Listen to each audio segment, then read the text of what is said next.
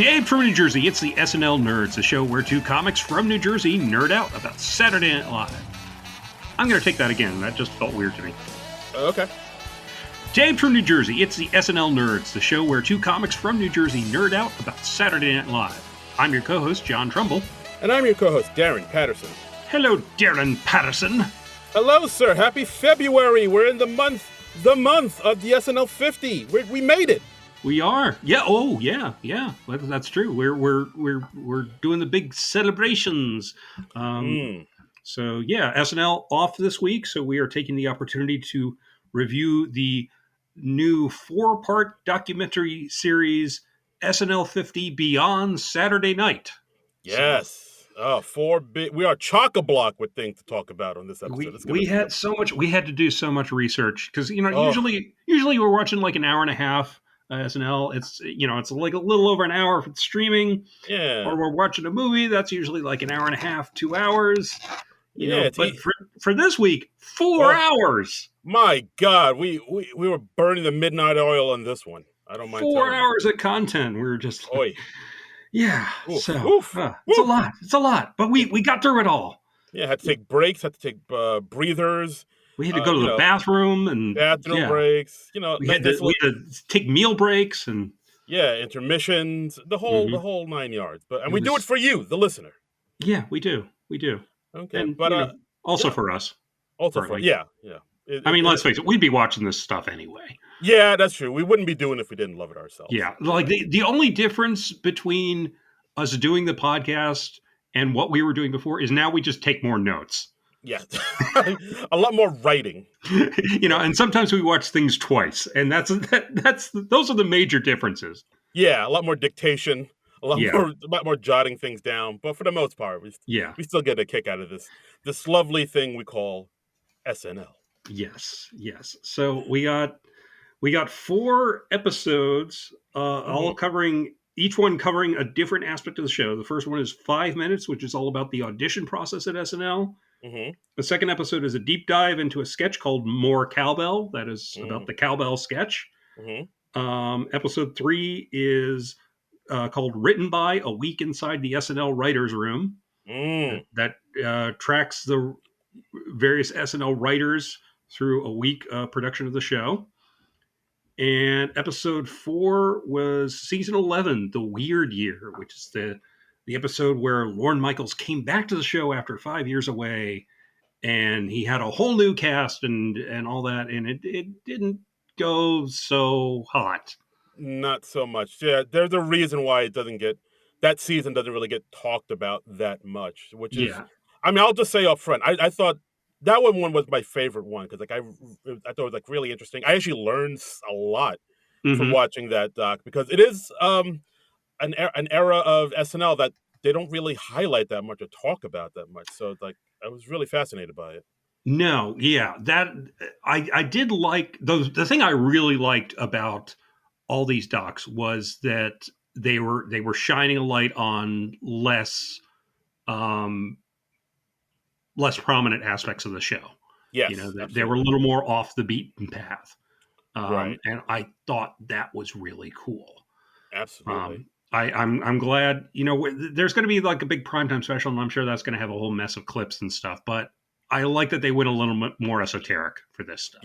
Yeah, for sure. I like getting we're the SNL nerds. So I love it when they get super nerdy and just go deeper into details that maybe the casual fan wouldn't know about or maybe even care about. But people like us that really are really want to know more about this, would just eat this up nom nom nom. We are eating well this anniversary season. Yes. Yeah. And actually, we did get a little bit of SNL news over the week as well. Okay. Awesome. So we just found out recently that, a few days before the big SNL50 event that's happening on February 16th, we're getting something called the SNL50, the Homecoming Concert. That's happening on Valentine's Day, the 14th. It'll be streaming live. It'll be hosted by Jimmy Fallon and The Roots. And it's going to be a huge-ass concert with all these musical guests that have performed on SNL, including Arcade Fire, Backstreet Boys, Bad Bunny, Bonnie Raitt, Brandy Carlisle, Brittany Howard, Chris Martin, David Byrne, Eddie Vedder, Jack White, Jelly Roll, Lady Gaga, Miley Cyrus, Post Malone, Devo, Mumford and Sons, the B-52s, The Roots, and the Preservation Hall Jazz Band. Wow, that is an eclectic lineup there. Yeah, absolutely. It'll be at Radio City Music Hall. It'll be streaming live on Peacock on Valentine's Day at 8 p.m. Eastern Standard Time. I had not heard about this. This is wow. Yeah, This is yeah. wow. Okay. So it's going to be a big to do. A big to do. How are we going to schedule that? I don't know. I don't know. They're almost throwing too much content at us. They're throwing all the content at us. They're hitting the fire hose at us, my friend. They really are. Wham. Yeah, we had the podcast all planned out like till towards the end of February, and now they throw this monkey wrench at us. What? Yeah, I mean, I don't know if we need to do a whole episode about that. Maybe we'll mention it when we talk about the SNL50 that happened. So maybe we'll we'll encapsulate that concert into when the SNL50 episode. We'll talk about that. That sounds like a plan. That sounds because I mean we're comedy geeks more than music geeks, so we don't usually have a whole heck of a lot to say about the musical guests. So. Yeah, absolutely. So maybe we'll just do that. Yeah, and so we also learned. So Netflix came out with a whole bunch of info about shows coming out this year that kind of gave their whole schedule, and then we learned about John Mulaney's new talk show that's happening on Netflix called Everybody's Live with John Mulaney. That'll be out in March. And he's doing that. Is it monthly or weekly? What was it? I gotta look it up now. I think I believe it's like a weekly thing. Yeah, I mean, because Everybody's in LA, that was like a every night for a week.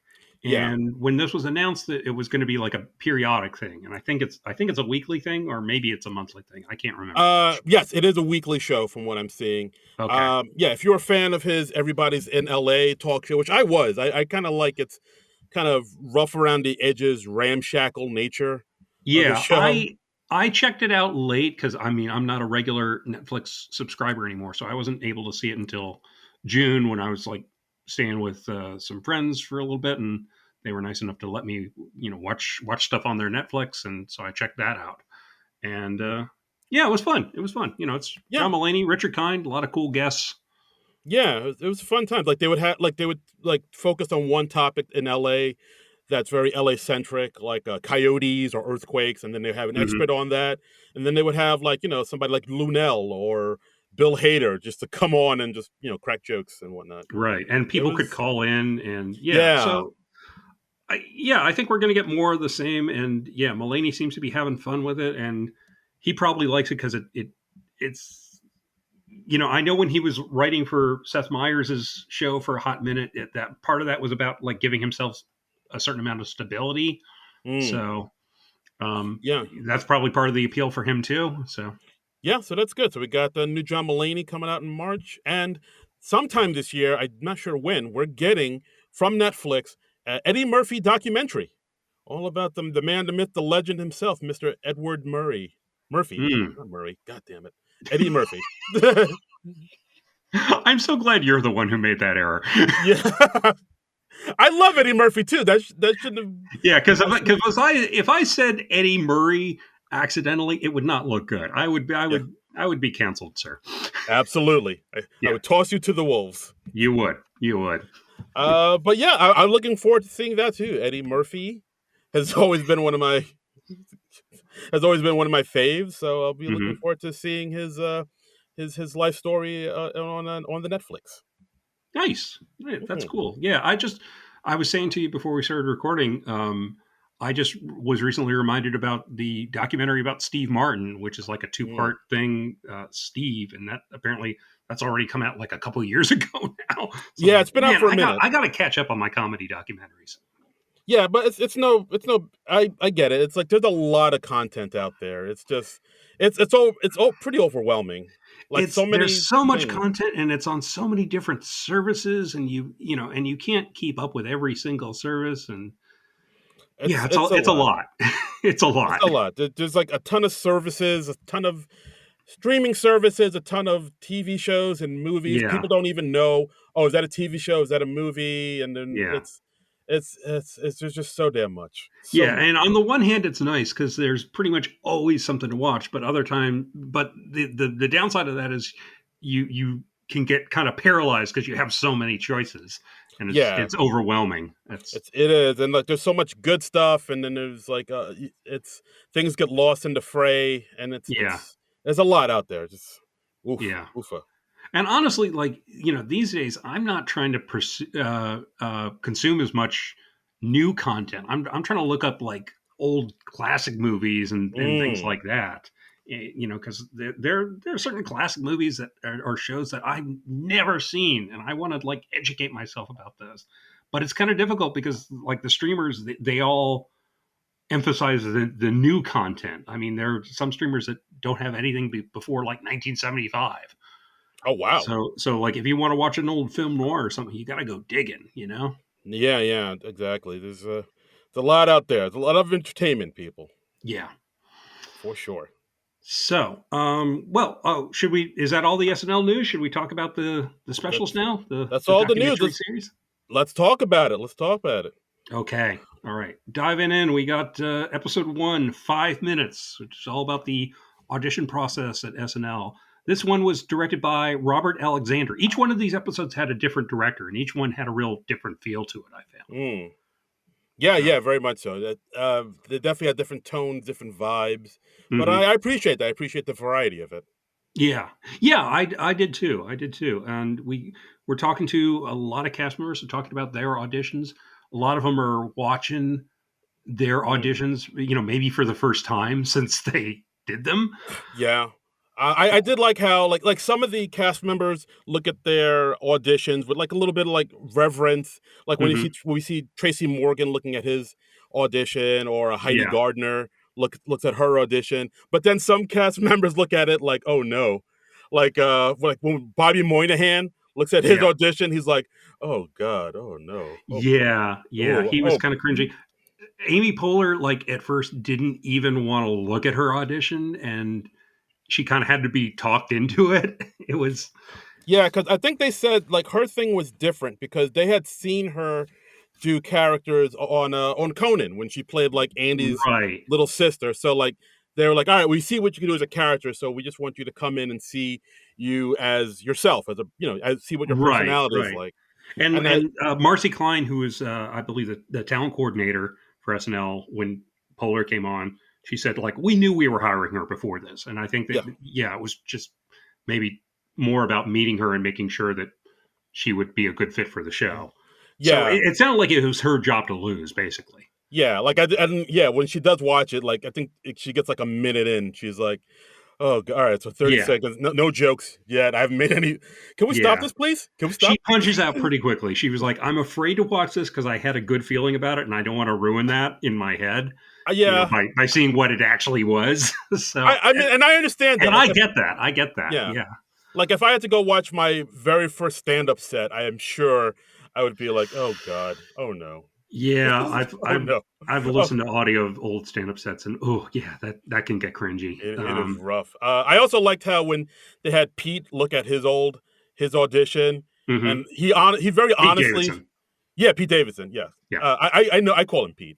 I'm tight Yeah. like You, that. you, you guys are tight. I'm just trying to bring the listeners up to speed. I call him Petey. Yeah. So yeah, when Petey Pete was watching his audition, like at one point he like very honestly says, "How did I get the show off Yeah. this off this?"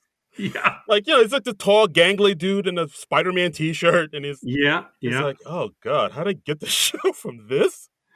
From this, you gave me a shot." Yeah. Um, Amy Poehler said something early on in the special that I thought was very perceptive and very true. She says, like, you first discover SNL when you're like 13 or 14 Mm, years old, and that's your cast. And mm, I think that's absolutely right. Um, because like when I first started watching the show when I was like 13, 14, I'd seen the odd episode in the early 80s, but I really got into SNL when it was like the first year of the Dana Carvey, John Lovitz, Phil yeah. Hartman, Jan Hooks cast, that mid 80s. Mm. crowd. Those that's my SNL cast still. Yeah, no, that cast was cooking. They Yeah, were cooking with gas. But yeah. like, and also, that makes sense because like also when when I'm on social media and stuff, a lot of the SNL people I talk to are younger, and Hmm. to them, the Bill Hader, Kristen Wiig, Andy Samberg cast, to That's them, their golden era. Yeah, yes, yes, very much so. To them, that was peak SNL, and like yeah. it's very fascinating to see that. And it's a great era for the show. I'm not discounting the era at all, but it's never going to hit you quite the way it did when you first started watching in your teens. Yeah, So absolutely. Some people, the Will Ferrell, O'Terry, Molly Shannon was the era. So it's like it's interesting to see what people consider to be the best the show has ever been. yeah, yeah. And let's see, I have a quote here. I think it's from Lauren. He says, "What does well on our show is funny in a way you haven't seen." Mm. And I like that. I like that because yeah, they're always looking for like a new color uh, crayon to put in the box. You know? Yeah, no, for sure. They're always. I guess always people are always trying to kind of show different things they can do that a lot of other people can't do. So, I mean, maybe we should talk about the most memorable part of the what I thought was the most memorable part of this doc was when a certain Henry Zabrowski came out buck ass naked on the He did the stage. naked man. He did the naked man. Yeah. Wow, yeah, wow, what a swing. He walks off stage and he like comes back on and he is naked. He is naked. He is cupping his genitals in his hand and you know they're talking to the people he auditioned in front of and they're like, I have no idea what he said because all I saw was him being naked. So Yeah, and it's not like like fake naked where you put like a sock over it. He was balls ass naked. right. that's that's a that's a choice. That is a wild He choice. went, you know, because he went kind of Chris Farley with it. Yeah. So yeah. It's I mean, part of me kind of gets it because you're like, well, I only have 5 minutes to do what I Yeah. do. I need something that'll stay with them. I need to be memorable. I need something that like they'll never forget type of Yeah. thing. And I mean, this is that, but I don't know if it's memorable in the way you want it to be. Yeah, and our friend Manette Moratti was nice enough to send a link to um, Late Nighter Mm, where he was interviewed about that, and he didn't know it was going to be in the special. You know, and this was like back in 2010 that he did this. right, So right. I guess when you audition, you just sign a release saying like they can use this whenever and however they want. Yeah, probably. Because yeah, I'm sure they just sew that up. But I mean, he has no regrets about what he did. He was just like, hey, it was just kind of past that era of the show. They weren't really doing that type of thing anymore. Yeah, But no. he's cool. He's still working. He's Yeah, he's still out here. I know yeah, he's been in some movies. I think he's done some Adult Swim stuff. yeah, He's yeah. still around. He's still So, crushing it, bro. but still, very memorable moment. Woo! What a what a power move. Yeah, What a power and move. like seeing auditions for people who went on to become cast members, we see like a lot of them did things that ended up on the show. Will Ferrell did Get Off the Shed, which he did in his first episode. Right. I think it showed Chris, like a yeah, Chris but Kattan did Mr. Peepers yeah, and whatnot. Kristen Wiig did Aunt Linda, the Target Lady. Yeah. Um, Jay Farrow did Will Smith. Anna Gasteyer did Delicious Dish. Mm. Fred Armisen did his what's the name of his drummer character? Yeah, the Latino drummer. I don't think he Yeah, ever had a name, he, but he's the one with the punchline. he had a name. It was like something with an F. I'm blanking on it now. Okay. But it was basically a Tito Puente impression. He Yes. said, and he came in and they thought he was crazy. I mean, they're not wrong. Yeah, and But yeah. we also see like a lot of people who didn't get the show but became famous in other ways. Had Jim Carrey, Jennifer Coolidge, Mindy Kaling, Kevin Hart, Donald Glover, who did a Chris Rock impression, Jordan Peele, and Stephen Colbert. And they even have like a few of these people, like Colbert was like watching his audition. Yeah. And he did the waiter nauseated by food, something he'd go on to do on the Dana Carvey show. Right. And he was like, oh, well, obviously I'm a bitter failure, and he's doing this on the set of the Late Show. So you see like the Ed Sullivan Theater behind him, and he's like, "Oh, all this was for nothing. This is nothing. If I could have gotten on SNL, I mean, That would have meant something." so obviously he took a different path, but I know. I don't know. I mean, I know it's probably be difficult for him to do with his schedule now, but I'd really love to see him host SNL at some point. that would be terrific. Yeah, But I don't know if he'd want to do that on a week off from from his show, because that's not yeah, really a vacation. But yeah, he'd be a terrific host. Did he host once? I think he did. I don't think he ever did. Okay. I know he did. He does the voice of the ambiguously gay duo, the Ace and Gail. Right. Yeah, that's true, and that's something you can do easily. Yeah, but Um, I mean, unless I forget, I don't remember him hosting like ever. okay, I'm probably thinking of when Steve Carell hosted, because he definitely has hosted a couple That's times. yes, that's the other Steve you're That's thinking the of. other Steve. They all look alike to me. Oh wow, Yeah. wow! Um. Steve Carell, Steven Spielberg, Steve Colbert, I mean, Steve, why? Yeah, you're just, why are you naming the same person three times? Steven Seagal. Yeah. Stephen, that's all the Stevens I could think of right now. So we got Bill Hader's audition. I enjoyed seeing, because he did his Vinny the douchey character, and Yes. and doing impressions. You know, it was almost like an Andy Kaufman type thing, where he's like doing a character and then he goes into an impression in the character. Mm. Um, I did like that. I also like that story he told about how mhm. he went in there with, and he did his audition, and then Yeah. in the halls he passed by Andy Samberg, who had like a bunch of props and stuff with Right. him. Right. And then in his mind he thought, "Oh my god, that guy has all these props. He's so prepared. I'm not going to get it. This is terrible." And then they talked to Andy Samberg about it, and Andy Samberg remembers seeing him and being like, "Oh my god, that guy has no props. He doesn't need props. I have all these Yeah. dumbass props." That was oh wow, that just speaks to the insecurity of a comedic mind. It was great, because it was like dueling imposter syndromes. It was Yeah, it it was was great. fantastic. I was like, Yeah. "Oh, celebrities are just like us." Yeah. Exactly. I loved that. That was terrific. Hmm. And and they became tight, and they became, like, they collaborated a lot on the show. They showed a clip of Laser Cats Yes, laser cats. at one point, which was, that was kind of funny, because like the joke was, it was such a bad sketch. Yeah, it just looks so like homemade, and Yeah. I think that's why so many people liked it, because the charm of it was like, oh, this is something I could do in my home. Just Right. Right. wrangle up a bunch of cats and get my buddy, and we could just do this. And I like how in Hader's audition, like, you can literally hear Tina Fey laughing in the background when he's like doing Yes, Pacino. yeah, because I Um, think Hader said like, hey, as soon as he heard Tina Fey laugh, he calmed down a bit, and he was like, okay, and then he yeah, was able to go on. because like pretty much everyone's warned, like, they don't laugh. Be prepared for them not to laugh. You're going to feel like you're bombing.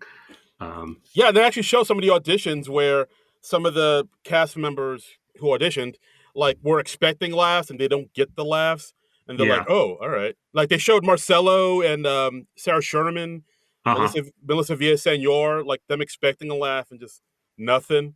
So Yeah. you see how that kind of throws them a bit. Where it's like, "Oh, Yeah. Yeah. I mean, it does throw off your rhythm when you're expecting a laugh, and yeah, especially if you're doing something like from your stand-up act, that's something that consistently works. And yeah." I mean, I wouldn't know about that because I kill and crush everywhere I go.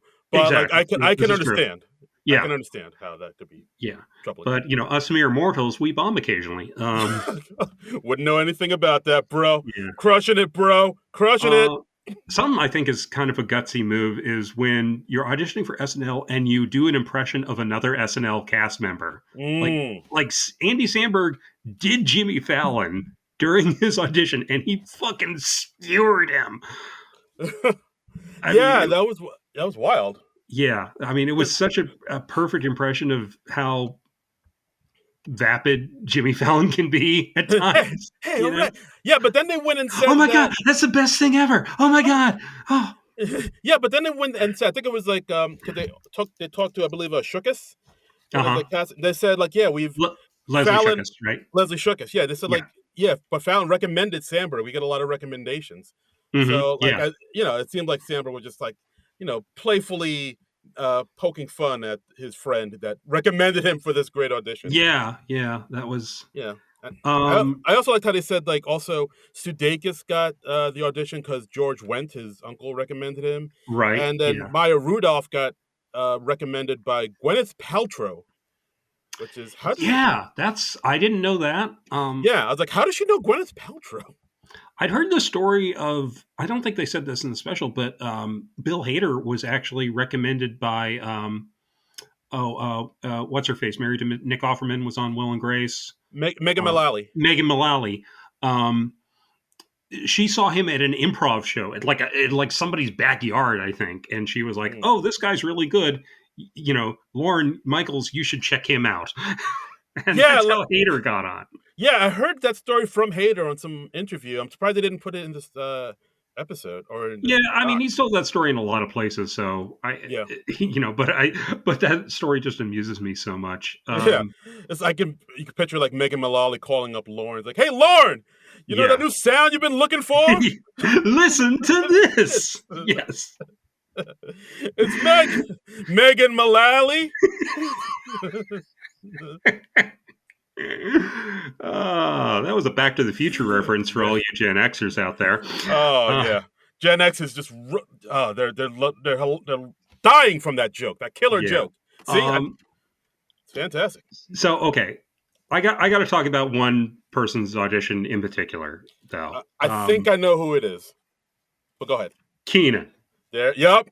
Okay, so the title of the episode is 5 minutes because you only have 5 minutes to audition and impress the people. So you try to do as much stuff as you can for in the space of 5 minutes. And Keenan, he does an audition that goes on for 11 minutes and Mm. 20 seconds. Even his audition stayed around too long. I was like, this is like too perfect of a metaphor. This is like almost on the nose. Like too on the nose because he even overstays his welcome at his audition. He stays twice as long as he should. Yeah, I was wondering, like, how come nobody? I wish they would explain why he got 11 minutes instead of the usual 5. Maybe this was I his think he second. just took it. But you can't. I guess they don't cut you off. I guess they don't light you or anything or be like, okay, thank you for coming in. They don't get the giant vaudeville hook to to drag you off the stage at some point. I don't know. I don't know, but that blew me away. And also, he did a Schwarzenegger impression that, quite frankly, was not good. It was really bad.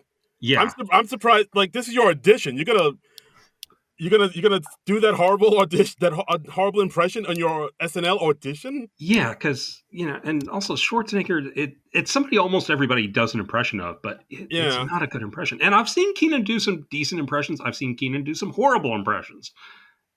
I'm flabbergasted that he led with that one. yeah. I'm Arnold Schwarzenegger. It's literally like that. Yeah, I was like, but yeah, like, why did they give? That shocked me that they let him go on for yeah, 11. yeah. It And like present day Keenan, he's watching his audition and he says like, "Oh yeah, that's 98% bullshit." Yeah, like I remember, like at that, yeah, President Keenan watching his own edition, and at one point, like halfway through, he's doing that hand motion, like wrap it up, wrap it up, wrap. Yeah, yeah, yeah, yeah. Even Like even he thinks this was too long. right, yeah, because he's just yeah, I'm milking it. It's just I don't know. I I really wish they would have explained why they let him go on for so long. I, I I'm Why, just from what we saw, I'm just very surprised that he got the show. I mean, they? you know, of course he had a track record for sketch comedy with Keenan and Kel and all that, but Yeah, like they let him cook. yeah, But it's yeah, like the audit. I don't know. Like I mean, but then again, maybe they saw something in that I maybe guess we they didn't see. did. Yeah. Yeah, because they were like watching some of those auditions. Hmm. I don't know if I would have called him back for a second audition after just seeing that the first 5 minutes because like some of those auditions where I was like, oh okay, yeah, I guess. But Yeah. but of course those people went on to become great successes and are some of Hmm. my favorite Hmm. cast members. So it is a thing where just based off that 5 minutes, you really have to make a good judgment call of is there something there that we can harness and hone and use on the show. And Yeah. even I don't know, it's a pretty difficult thing to do Yeah. for sure. Yeah. So I mean, that blew me. Yeah, because it's always. I mean, part of the fun of this is you're playing like armchair quarterback, and you're like, oh, I would have hired that person. I wouldn't hire that person, and it's like William Goldman says, like nobody knows anything. you Oh know, wow, yeah, you never really know. Um, no, you never do. you take a leap of faith whenever you're casting somebody. Yeah, I mean they also show as far as modern day cast members, Bowen looks at his first Mhm. audition and sees the same thing as Bobby, where he can't look at it because it's so like, oh my god. Yeah, Yeah. Then they also talk about getting called back for another audition. Like Bowen auditioned 4 times, which I didn't even know, and yeah. Bobby Moynihan auditioned twice before he got it. Heidi Um, Gardner, she talked about she auditioned, she heard nothing for 9 days.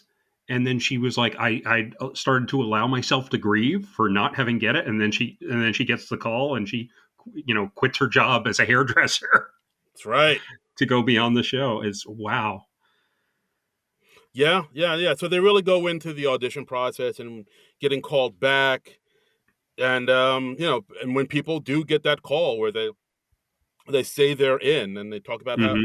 Armisen talks about how he saved that message as I think saved on his phone as like the best call ever, Yeah, and yeah. stuff like that. It's like, oh, I mean, that's that's sweet. because I mean, this is most everybody. It's their big break.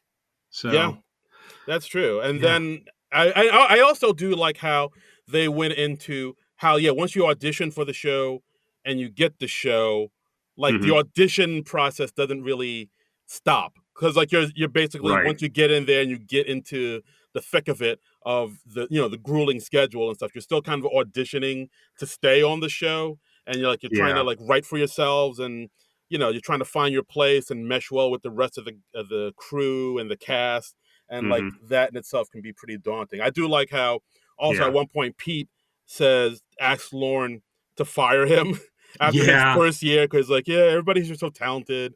No one I'm wants to not be. fitting in. I don't belong here. And Yeah, but even and he mocks it himself, where he's like, yeah, yeah, he was saying like, no one wants to be my friend. No one will let you yeah. do it. And Lauren is like, look, it takes everybody like 3 seasons to figure out this show. So Yeah, and he was right. He was like, yeah, he was right. Around the third or fourth year, I got it. like Lauren Michaels, he's been doing this for so damn long. He just seems very zen about the whole thing. Like he Mm. seems so unflappable. Just because he's seen it all at this point. Yeah, no, He's just absolutely. like, yeah, here's how it's going to work. Here's going to be the arc of your career. This is what's going to happen. This is what you're going to go through the first year. This is what you're going to go through the second year. This is what you're going to go through the third year, and on and on and on. And I there was another quote from Amy Poehler that jumped out at me where she likened the atmosphere at SNL to like an emergency room where Yes. everything's hectic, but people are very calm because Yeah, they're in it day in day out. And yeah, wow. it's strong stuff Yeah, that for was that was sure. great. Yeah. Yeah, So and I also yeah, and I was gonna say I also liked how they talked about how maybe culturally the show can be a little bit isolating. Like they talked to mhm, Bowen about being the first gay Asian cast member, and right. how he kind of felt the weight of that, and and how he struggled to sort of find his place in it. Tracy Morgan talks about that as well. Yeah, he says like I'm an inner city kid on the whitest show in America, and That's right. yeah. Exactly. But he was able to basically find his footing. Ego talks about that as well. Talks Hmm. about all the female black cast members that came before her that kind of paved the way. Leslie Shashir, Yeah. Cleghorn. Yeah, and Ego saying like if I can make it like 5% easier for the black and female cast members who come after me, then I've done my job. Yeah, And yeah, yeah, right. wow, that's something else. A lot of strong stuff in there. Yeah, I didn't expect that. Yeah, yeah, and like it gets very touching at the end. We like Heidi Gardner, she cries. Yeah, Like they have a lot of clips of cast members crying and then being like, "Did anybody else cry?" and like Bobby Moynihan, who just seems like such a sweetheart, he yeah. cries at the end.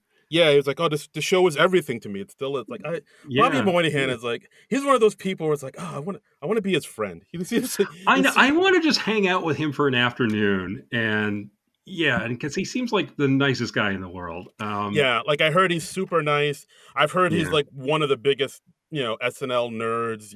Us with yeah, us not included. Like Yeah. he respects the show and has such like reverence for it. And it's Yeah. like, God, Bobby And Moynihan, will you be my friend? I'll just say it yeah, right yeah. You don't even have to come on the podcast. Although we'd love for you to be on the podcast. now. Oh, forget it. Mostly we just want to be friends. Yeah, let's just hang out, man. Let's Let's just just hang hang. out. Let's go catch a movie. Yeah, Let's go to a baseball game or something. yeah. Want to play a game of catch? Come on, man. Yeah. And I like he shared a quote from Seth Meyers, which Seth Meyers told him like right after he got cast, which was, "You'll never talk about anything else in your life." And he's like, and that's still the thing. If I go to a dinner party or something, that's the first thing people ask me about. And he's fine with it. Apparently, he's just saying it very matter of factly, but. Yeah. Yeah, No, because it's such a big thing. And he had a great laugh line at the end. He just says, I also murdered someone this morning. I feel really bad about it. and that made me break. That made me laugh out loud. Loved it. Bobby Moynihan. So but yeah, I mean, 5 minutes. Great doc. great start, great kickoff to the series. Terrifically done. Yeah. Mm-hmm. So let's go on to the next one. You want to talk about next one? More cowbell.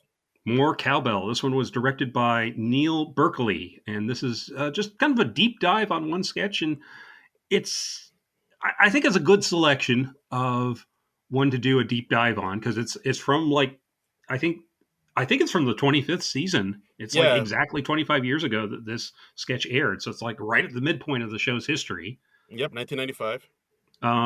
We're talking to all the major players. All the major players are still around, I think. Yeah, I mean, there's one person they didn't talk to, Horatio. Horatio Sands is very prominent in his absence, and I think I kind of understand why. Give Horatio Sands a Google. Mm-hmm. But I like. But they talked to everybody else. Yeah, they talked to everybody else. Got their say. Yeah. I wonder if like they approached him and he turned it down, or if they just said, "Yeah, let's not even go there. Let's not kick that hornet's nest." I kind of wonder whose choice it was. I wonder too. Yeah. I guess we'll find. I don't know. But anyway, okay. We're talking to Will Ferrell. We're talking to Jimmy Fallon. It's narrated by Daryl Hammond. They're talking to Josh Homme from Queens of the Stone Age. Hell yeah! Dave Grohl, who was a musical guest that week, and who also seems like a cool hang. He's the coolest. Foo Fighters. This episode, it's much more whimsical than the first. It very much seemed like an episode of The Toys That Made Us to me. Yeah. It definitely had like more of a fun, kind of upbeat type of vibe about it. But because they're making the whole documentary is about this one sketch that they did. Yeah. It's definitely a lot more lighthearted, and the fact that it's like kind of shorter than the other. Yeah, this one was only like 40 odd minutes. Yeah.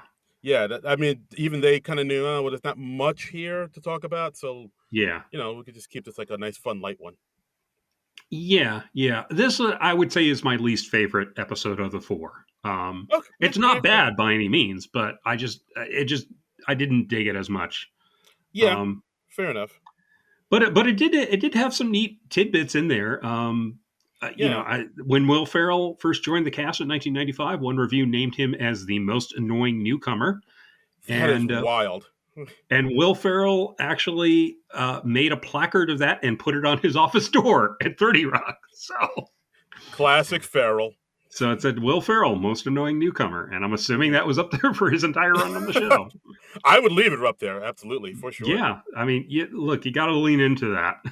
Absolutely. I like how they come up with the idea. Like, they basically said the whole sketch was Will Ferrell's idea. Like, it was just a song that was always in the back of his mind growing up, listening to the classic rock station, hearing Don't Fear the Reaper, and then just from Blue Oyster Cult. Blue Oyster Cult, and then him just hearing the that little, cowbell, which I think they go into, like, it kind of sounds like a woodblock too.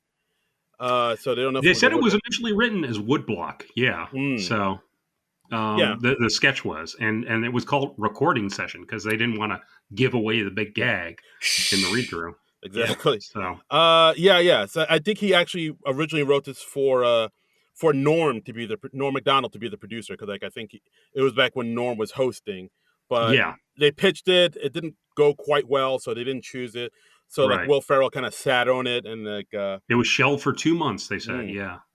and then they brought So, it back for Mr. Walken, Great yeah. Walken. And this ended up on the April 8th, 2000 show. They say they show some bits of the dress rehearsal version, and that's fascinating to see because, yeah, Walken's he's at like maybe a 5 or a 6, and he goes to a 10 for the live show, but Yeah, he's not full Walken at dress. yeah, no, he's mellow Walken. This is Yeah, Walken at a 4. right, right, and Absolutely. I think that's supposed to be a common thing for dress rehearsals, because you don't want to peak too early. Yes, absolutely. Oh, Yeah. absolutely. And they also like I with this doc, they really get into the minutia of the band, the Blue Oyster Cult, and how much of the Hmm. sketch is sort of truthful to what the band actually is. Like the fact that Will Ferrell's character is he's playing a character named Gene Frankel, and there is no Gene Right. Frankel in the band. That's Yeah, he's totally made he's up. a fictional cast member. Yeah, or a fictional band member of Blue Oyster Cult. Right. And even the character that Walken is playing Bruce Dickinson. That's again a made up person. Like the person that produced "Don't Fear the Reaper" was, I think, it was like a There were combination of three people. there were like two real producers who apparently are fighting over the credit of who introduced the cowbell in the song. Um, and they got the name Bruce Dickinson because they got like a greatest hits album, and that greatest hits album was produced for reissue by Bruce Dickinson. Yeah, and I think Farrell's like, yeah, I just think Bruce Dickinson's a funny name. It just Yeah, sounds funny, so I just put it in there. yeah, it's funny to say, and yeah, but yeah, he like the real life Bruce Dickinson apparently was just some record exec who got the credit but he had nothing to do with the original recording of the song. Yeah, I mean, part of Um, me think that's maybe even better, just because if you just kind of mess with the facts in the sketch, yeah, then maybe you're not as beholden to the truth, so you have more room to like kind of goof around. Like I think they even said yeah, like the members of Blue Oyster Cult was like, well, that guy is dressed up like our our lead guitarist, but right, he's actually the drummer, and that guy is actually the bass player, but he's dressed up as our drummer. Like they mixed around. right. They Yeah, they just looked at a picture of the band from that era, and they they just drew from that for the look. But yeah, yeah, you're not making a documentary about Blue Oyster Cult. yeah. If you're So looking to the sketch for historical accuracy, you're looking in the wrong right, place. yeah, yeah, and uh, they make a big deal about how Chris Parnell didn't break at all, even when Will Ferrell's like right in his face playing the Mm, cowbell. I respect that. Jimmy Fallon, of course, breaks, and he very frankly says, "I was out of my league," because Yeah, it was very early in his run on the show. he breaks like cheap china. Yeah, they could Just honestly do a documentary about all the times Jimmy Fallon broke in sketches. yeah, I think I mean, he owns it at this point where it's just like Yeah, like Jimmy Fallon, he was always when he was in the pocket, he was good, but it's just so weird that his legacy now is just constantly breaking. Like he did other he's the stuff. Harvey Korman of SNL. Yeah, Yeah, yeah. Oh, did Harvey Korman break a lot in on Carol Burnett. Yeah, yeah? Oh, it's been a while since yeah, I've seen Carol Burnett. yeah, yeah. But yeah, like Jimmy Fallon, he does good stuff. But yeah, like everybody just no one thinks of that because they just thinks of him as Mr. Breaks a lot. Sir Breaks a Yeah, lot. yeah. And they also talk about how the sketch wasn't as much of an instant hit as we recall. That they say it didn't really take off until they issued a Best of Will Ferrell DVD. Yeah, because like I think during dress rehearsal it went okay, but then like I think they said the sketch was going to be live, going to be on this one part of the stage they call Shit Can Alley. They Yeah, call color, which I don't think I knew about that. Or because it's they, like a back corner of Studio AH, and it's like bad sight lines for the audience. So you put something in Shit Can Alley, it's not as likely to get laughs. yeah, they also I think Chris Kattan, who is also in this doc, who Mhm. I haven't seen in forever. Like he Chris said, Kattan's like yeah, I haven't seen him in a while. His voice sounds different even. it does. Like I was It like, sounds higher. I don't know how that happens, but yeah, I was like, is he okay? I What's don't going know. on? I Yeah, don't I know. haven't seen Chris Kattan in a good long while. Yikes. But yeah, like they said, they also called that area Coffin Corner because that's where they shit goes to die. I think Fallon even said, yeah, I had this one sketch called the Tarmac Talk Show, where the talk Hmm. show on a tarmac that just went there to die. but they also said that like the very first Wayne's World sketch was in Chicane Alley was played there. So like Yeah. it's not all doom and gloom over there in that Yeah, part. exactly. And it was fascinating that they showed brief clips of the Spanish and the French versions of that sketch. Yes, after it took off, after I think they said it took off, like you said, when Will Ferrell's Best of came out, and Yeah. people started to really like gravitate towards it. Yeah, I had no idea that there were Spanish and French versions of SNL, where I guess they just redo SNL sketches, but with their casts. I don't know. I guess so. I had no idea. Yeah, it was very interesting to see that. Yeah, that was Hmm. fascinating. Christopher Walken only appears in archival footage from Conan O'Brien's show, where he just says like, "You've ruined my life," because everyone says more cowbell to me wherever I go. Yeah, it is really interesting how that sketch really kind of took off, and like even years later, like people who were maybe born around the time this sketch came out, Hmm. they know about cowbell. Like Yeah, yeah, because it's really it wild. has kind of gone viral. We didn't really have going viral yet in 2000, I don't think, but Yeah, yeah, whatever the 2000 equivalent was, this was it. yeah. That's true. I mean, it's a number of things I think that make that sketch hit. I mean, it's the Hmm. fact that Christopher Walken's in it, and he talks the way he talks. Of course, the iconic line, "I got a fever, and the only prescription is more cowbell." Right. It's such a wild, like I swear, me and my friends would quote that line like nonstop, at least for like the next 5 years after that sketch came out. I don't Yeah, yeah. something about it. And if you really want to prove your comedy cachet, you pick a more obscure line from the sketch, like, "Oh, I'm finding Gene's cowbell playing distracting. If it's just me, I'll be quiet." cock of the I'm cock of the walk, baby. Cock a lot. Yeah, I put on my pants one leg at a time, but when they're on, I make solid gold records. I mean, it's just a great sketch. It's so quotable. Before we're done here, y'all be wearing gold plated diapers. What does that even mean? That's such a weird line. Yeah, and I like how towards the end of the special they all have speculation about how Gene Frankel dies, because at the end of the sketch they put up like an in memoriam sort of shot Yeah, he of him where dies at the they freeze frame.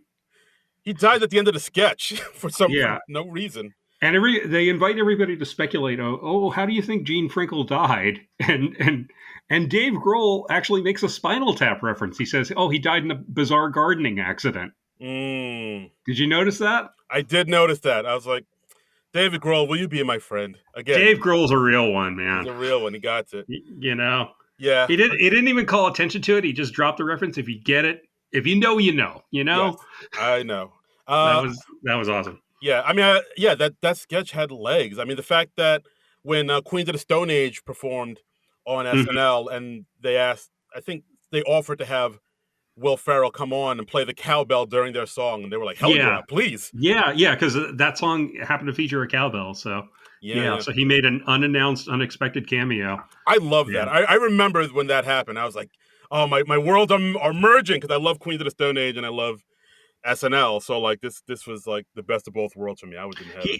He also reprised the Gene Frankel character with Green Day, and Green Day was playing a song. I forget what the song was titled now, but Oh, it was a song where they like abruptly stop and just a break before they dive back into it, and like Will Ferrell wasn't familiar with the song, and he stops, and Billy Joe Armstrong just goes like, "No, God damn it, we're not done." And Will Ferrell's like, "What's happening? Is this song not done?" And he's like, "I'm very confused right now." what's happening? And they kind of go back into it, and it's funny because it's just such a train wreck, and Will Ferrell just kind of very sweetly doesn't know what's going on. Fantastic, classic Will Ferrell. Yeah, yeah. Uh, So but yeah, um, this that was an amusing episode overall. I thought so. I mean, this sketch. I mean, it still holds up to this day. I mean, the fact that Hmm. again, like the other thing that I thought really made the sketch was the fact that Will Ferrell's shirt was like, a few sizes too small on Yeah, purpose. I think Will Ferrell was like he was wearing like a regular size shirt during yeah, dress, but then when it's time to tape, he asked wardrobe, "Hey, do you have like a smaller shirt than this, like Yeah. almost baby sized. And like, you know, when he does the thing where he like really goes for and just Yeah. thrusting his hips as the shirt hikes up more and more over his belly. That's comedy gold, baby. Cock of the walk. Yeah. Yeah. And So, yeah, and I also like the fact that this uh this doc gives a shout out to, I guess, this cowbell factory in Flanders, New Jersey. oh Uh, yeah, yeah. and They actually interviewed somebody from a cowbell factory. yeah, That was random. They were like, "Oh yeah. yeah, this is great. This is a business bonanza for us." Business has been booming in the Because cow. like they said, like, you know, if you look carefully at the sketch, you can see it was our brand cowbell, and they like show a freeze frame, and yeah, it's got their emblem and their logo on it. So Suck, good yeah, for them, I yeah. guess. We're a big deal now in the Yeah, cowbell world. yeah. So great, yay. Yay! All right, there you go. Good for you guys. Good for the cowbell people. Yeah. But So yeah, like this one's shorter. It's fun. It's cute. I learned a little bit about the sketch, and mhm. yeah, I got a kick out of this one. This was great. I got a kick out of it. I think it's the least essential of these four, personally. But Yeah, I guess I would say so, for sure. yeah. All right. Um, I'd say. Let me see. oh, What did I think of the third one? written by Yeah, written by, which was a week a inside week the. inside the SNL writers' room. This was directed by Marshall Curry. I think this was probably my favorite episode of the four, personally. Ooh, Yeah, interesting. because it's a deep dive. It's a real behind the scenes, and it's more what the show currently is, because they're Mm.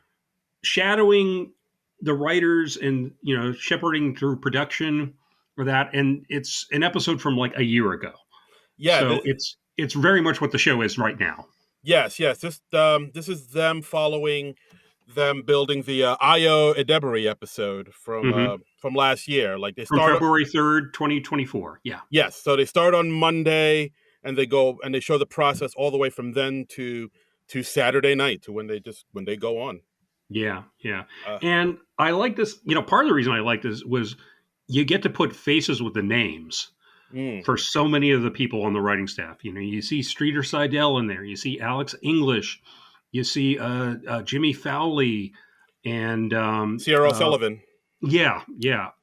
Celeste Yim, Celeste Yim, you see a lot of. You see Asha Ward. You see a good amount of. Asha Ward. Yeah, she was like a dental receptionist before Ye- she came on to SNL as a writer. that is Um, crazy.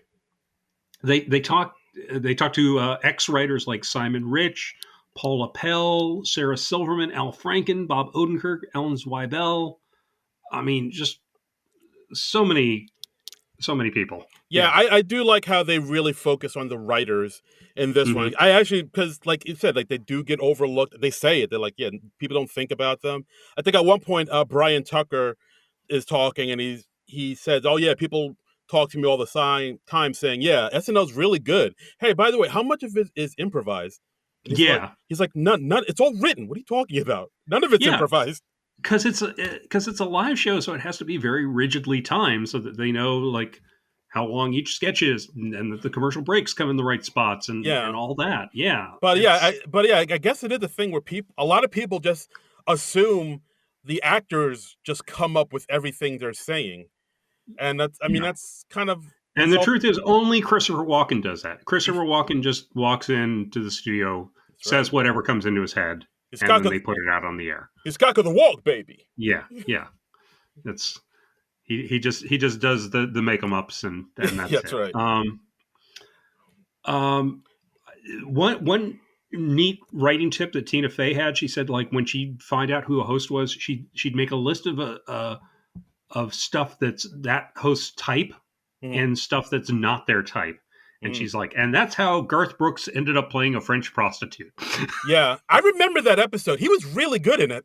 Yeah, yeah, Like Garth Brooks is one of those hosts who you wouldn't expect to be uh like, huh, maybe good at because he's this country singer and he yeah, doesn't have too much of a comedic or acting background. But like it's been a while since I've seen it, but from what I yeah, remember from that episode, he was really good. I was like, oh, he's funny. He has like I don't. comedic timing. He's I honestly don't remember anything about that episode. I think, isn't that the episode where he was his own musical guest as Chris Gaines? Yeah, there was that. I think he hosted more than once. He probably did. He was so huge. But Yeah. but but yeah, one of the episodes he played like an old French prostitute on a game show, and Uh-huh. he was funny in it. And there was like one sketch he did with Chris Kattan as Mango, and he was Hmm. funny in like he's Oh, yeah, I do remember he was one of the many celebrities who became obsessed with Bango. yeah. Don't sleep on Garth Brooks. He's actually like he's actually kind of funny.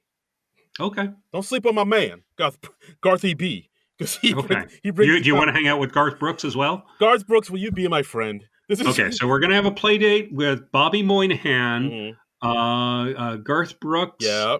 and Dave Grohl. Is that it? Best day ever. Fuck yes. Okay. Let's do it. All right.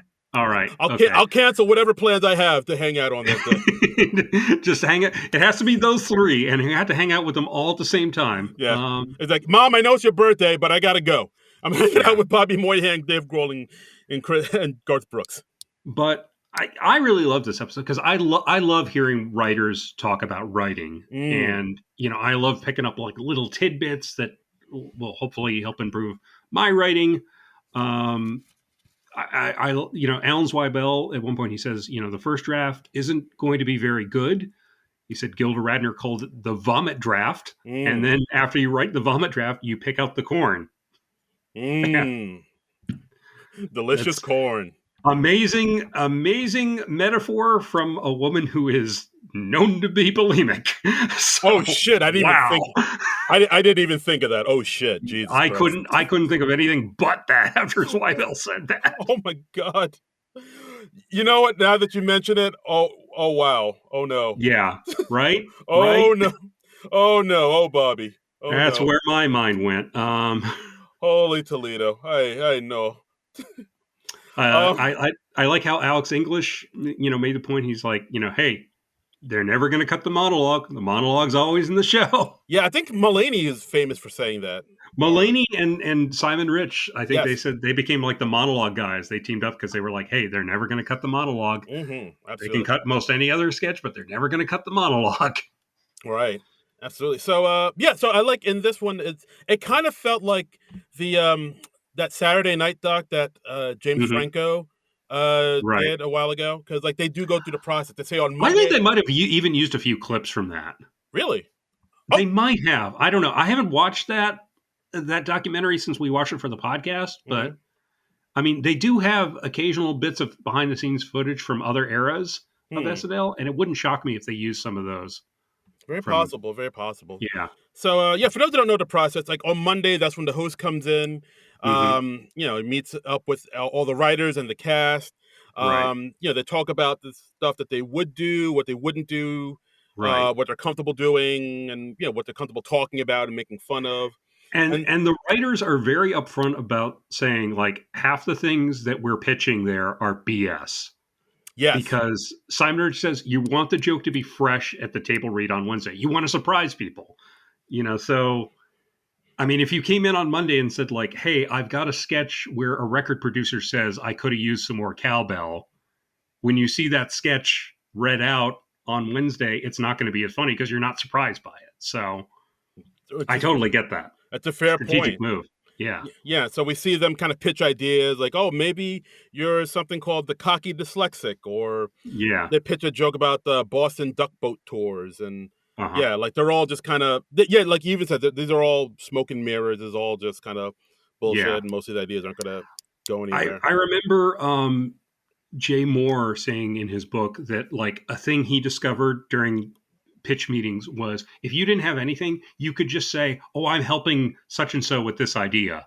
Nice. And he said nobody would ever call it on it. He would even do it with like people he didn't get along with. And he'd Ooh. be like, "Oh, I'm helping my, hated writer number 1 with his sketch idea." And nobody would ever be like, "What are you talking about? You're not doing that." I'm helping my nemesis today. So it's just this weird unspoken thing where everybody says they're writing a sketch that they're not, which I kind of love. I dig it. I like it. Yeah. But yeah, Did so you did you wonder? Okay, Aisha Ward when they show her, they show her in the big meeting in Lauren's office, and she's wearing like a full ass parka, and I'm like, is Lauren's office not heated? Why is everybody all bundled up? oh, What's going on? maybe I don't know. Maybe it's like Dave Letterman's studio where they just keep it super cold I don't know. for I was just cameras? very curious about that, and Like, it's yeah, never commented on. But yeah. but she's all bundled up in a parka. Lauren's like, just keeps the writers awake. Yeah, I yeah. don't like sleepy writers. But But and it's amazing, like finding out the diverse backgrounds that they mm, had. Like Aisha Ward was a dental receptionist. Celeste Yim, she wanted to be a playwright. yeah, she went to NYU for it, and now Yeah, she's writing for SNL. yeah. And August, I didn't write down August's last name. I know Will Steven came through Yeah, UCB. yeah. August was a poet. He said. Yes. And yeah, wow. Yeah, and yeah, Alex was a stand-up, of course. So yeah, you got all Mhm. these different people from different backgrounds kind of coming together to make this thing. Yeah, yeah. And we see John Higgins, Ben Marshall, and Martin Herlihy. Mm. Please don't strike. Nice to see them because we see them so rarely on the actual Yeah, SNL we don't these see him days. on the actual show anymore. We might as well just see him in Yeah, this doc. but we see them like reading out a sketch they wrote, just the three of them, just to see if it works. And I like that they had a big screen on the wall of their office that they can Mm. read the sketch from. I was like, Yeah, that's really cool. They're not just like sitting in front of monitors and yeah, that's a cool idea. Yeah. So then they say that Tuesday, that's the day where the writers like really start writing. That's when the panic sets right. in, and That's then the night they stay up all night to write the show. right. I remember they like I remember like there's one scene where Sierra O'Sullivan was pitching some idea to Hmm. Fowley about like the Tooth Fairy's financial planner. Yes. Talk about, oh, you have Yeah. no money, you just have teeth. You can't Yeah. retire. Like I kind of thought that was a cool idea. I was like, oh, And Celeste Yim is also in there, and she's like pitching lines and things like that. Yeah. yeah, yeah. So you really get to see the process about, oh Hmm. yeah, they're really just kind of just shooting the shit and seeing what sticks. Yeah. Yeah. And, sometimes the thing that you find hilarious at 3 in the morning will work for other people. Other times it's just like, no, that was only funny to you because it was 3 in the morning Right. and That's you're sleep deprived. yes. That's only funny when you're loopy at 3:30 in the morning and you haven't eaten, and Yeah. your mind is withering away. Yeah. So on Wednesdays, they have read through. They read between 35 and 40 sketches. Oof. Lauren's reading the stage directions for everything. And wow, John Mulaney said like he had fonder memories of sketches doing well at table instead of on the show. Oh yeah, yeah, that's true. Yeah. They threw a little bit of Smigel in there too. Him talking about Yeah. his dealings with the read through, and yeah, it is tough Hmm. because like when you're reading that, you're thinking it's funny, and just the parts where a joke's supposed to hit, and then you hear no laughs coming from the Yeah. table. It's like, God damn it! Oh no. And Seth Meyers goes like, yeah, there are so many times I'd be like, if a sketch of mine wasn't working, I'd be like, I'd want to say we could just move on. Like we don't have to read this to the end. Uncle. Yeah, Uh, but I, I'm sure it's a faux pas to admit defeat like that. yeah, I know Paula Powell also mentioned like how some writers would be laughing extra loud at their own jokes. Like Right. that always bothered her. It's like, no, Yeah, don't do yeah, because that. it's That's kind of a dick move. And that's Smigel says, yeah, I always respected writers who'd laugh at other writers' material. yeah, Uh, yeah. Rising tide boats yeah, or whatever. because I mean, because really at SNL you're in competition with everyone else there because you're wanting to get your sketches on, you're wanting to get cast in your sketches Mm. and all that. So yeah, No, absolutely, absolutely.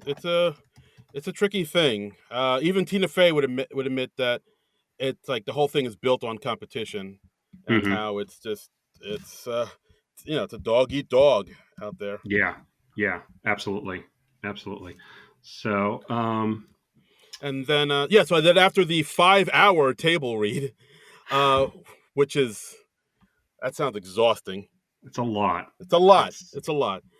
So then after that, it's up to Streeter and some of the producers and Lauren, of course, to pick mhm. 12 out of the bunch they read. And then everybody just kind of sits around and waits to see what got picked and what didn't get picked. Yeah, yeah, and they have like 12 or so sketches that move forward, and it's just the calm before the storm. Everything's quiet for like an hour and a half.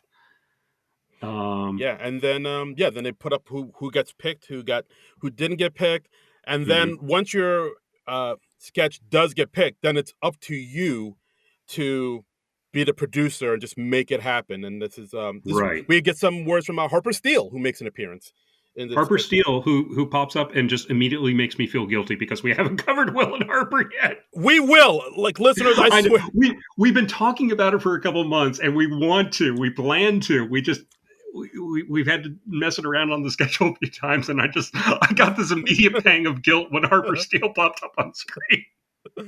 The way, like, when she pops up, you just see her staring at you disapprovingly for like a minute. Yeah, like Harper was, I'm sure, saying very intelligent things. All I heard was like, "John, why haven't you featured our movie yet? Why do you hate me, John? Why do you hate people? Is that because you hate trans people? You bigot." No, I'm so sorry. I'm sorry, Harper Steele. I need to be a better ally. Listeners, we will get to Will and Harper. I promise you, it will happen. So that was my inner monologue when Harper Steele popped up on the screen. Oh dear. But yeah, no, Harper Steele did not say all of that. He does not. No, only in my head. Yeah. Did Harper Steele say that? Yeah, but Harper was talking about how, once your sketch gets picked, it's up to you to produce it. It's up to you to talk to hair and makeup and the set design. And so you're basically like producing your own sketch, and you do this no matter what experience level you're at as a writer. It could be your first week at the show, and you are in charge of this thing that's going to be on national television. It's wild. It is, especially if you're somebody who's not very versed in like the verbiage of what each of what you're trying to get across and like what each department has. So like if you're talking to somebody in wardrobe, you have to be like, do you have like a shirt where it's kind of like a thing where it's like these amount of buttons, but it's like long and stuff. Yeah, and then like you have to develop the language to talk to all the technical people. And exactly. Stuff. And then you have to do the same thing with the people later on Thursday when they go through rewrites. You have to talk to the people, like the people in the control room. And it's like, no, I want it like this, but then like this, and like they have to interpret what you mean by your vague descriptions. Yeah, and. Okay, at this point, the duck goes into Thursday, which is rewrite day. Brian Tucker says sketches typically are rewritten 4 times. Jesus.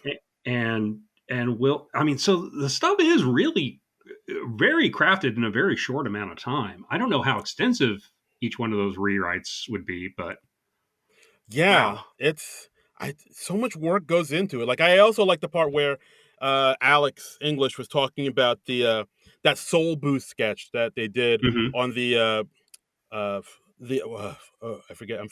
Jenna Ortega episode, and like how the two of them are singing that phone number, and they were like, and they sing it as like 1 million, blah, blah, blah. Yeah, and like it's like he said, we were literally for like 30-40 minutes trying to figure out the funniest pattern of numbers to say, like what's like is an 8 funnier than a 3? Is like insane shit like that. Yeah, you can get really like in the minutia of it. Yeah, it can get really picky, but and then and they're saying like nothing is sacred in the rewrite. You have to develop a thick skin. And they showed Dismukes a lot at this point in the doc. Mukies. He seems to be very involved in the writing process. I think because he started out as a writer on the show before he was a performer. Yeah, for sure. Yeah, you get to see a lot of. He's like really involved in it as well. Like I was surprised to see him as much as we did do though. But I was happy. Yeah, but always fun to see Dismukes. I enjoy him. We briefly see Betsy Torres, who's the standards executive. She calls herself the standards executive. Streeter Seidel says she's the network censor. So interesting the conflicting terminology there. But interesting. But she obviously has a sense of humor because she had a little director's chair that said Betsy fucking Torres. Yeah, so she's not like the I guess the stereotypical stuck up censor. Yeah, not like what you see in the Saturday Night Not Live movie where it's like this blue-haired lady who's with pencils in her hair and the Jesus cross. Like, what does this mean? Like Streeter Seidel says, like, yeah, we have a good relationship. Her job is just to kind of have a dirty mind and pick up on any possible innuendos and innuendos. I'll be and they like Al Franken, I know, like he's very frank. He says, yeah, sometimes we put stuff in there just so we get flagged or removed by the censor, so we can get the stuff we really wanted in there. Yeah, Which, like them saying, like I'm saying, like yeah, we want to hit this target, so we'll give them this target. So when they say we can't have that target, we'll ask, well, what about this, which was our real right? target? And they'll be like, yeah, that's fine. So Yeah, yeah, which exactly. makes Little sense. Makes little trick. little trick of the That's trade there, people. so. Then they get into Friday. We got like about 36 hours to air. Sets are being built. They're giving notes to the performers. They talk about how terrifying it is to give notes to the host because usually it's like some huge celebrity. Yeah. So you got to tell And, like somebody like John Lithgow, yeah, you're not hitting it, you're not selling it, man. right, yeah, or like Tina Fey says, like she had to go to Sylvester Stallone and say, "Can you enunciate more clearly?" And she said, "But he took the note very well. Obviously, that's not the first time he's gotten that Yeah, note." I'm sure it's like, oh, you can't understand me. Yeah, you Oh yeah, well, I can enunciate more. All right, that last Yeah. part was gibberish, John. That was gibberish. Okay. It sounds like a record slowing down. Yeah, I'm actually having a stroke. Oh no! Um, Oh no! oh yeah. Oh dear. Um, Well, let's just get through this then. yeah. Then you can stroke out all you want.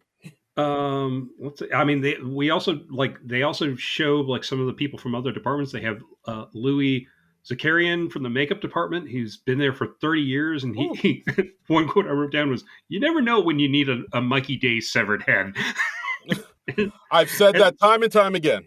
and he talks about how they can make all these extensive things only for the sketch to then get cut, Mm. but they still save that stuff because maybe it'll come around again, Who or maybe knows? it'll be used in something else. You know. You never know when you'll need a body part. Exactly. Sarah Squirm is still with the show, That's so right. Oh my god. Yeah, she's been decapitated multiple times.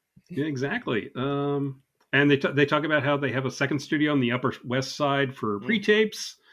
Which Yeah, if you yeah. want more information about that, we've done a couple episodes about that. We've talked to some people from the pre-tape department, Absolutely, so check absolutely. those out. And we've got SNL production designer Andrea Pergliotti.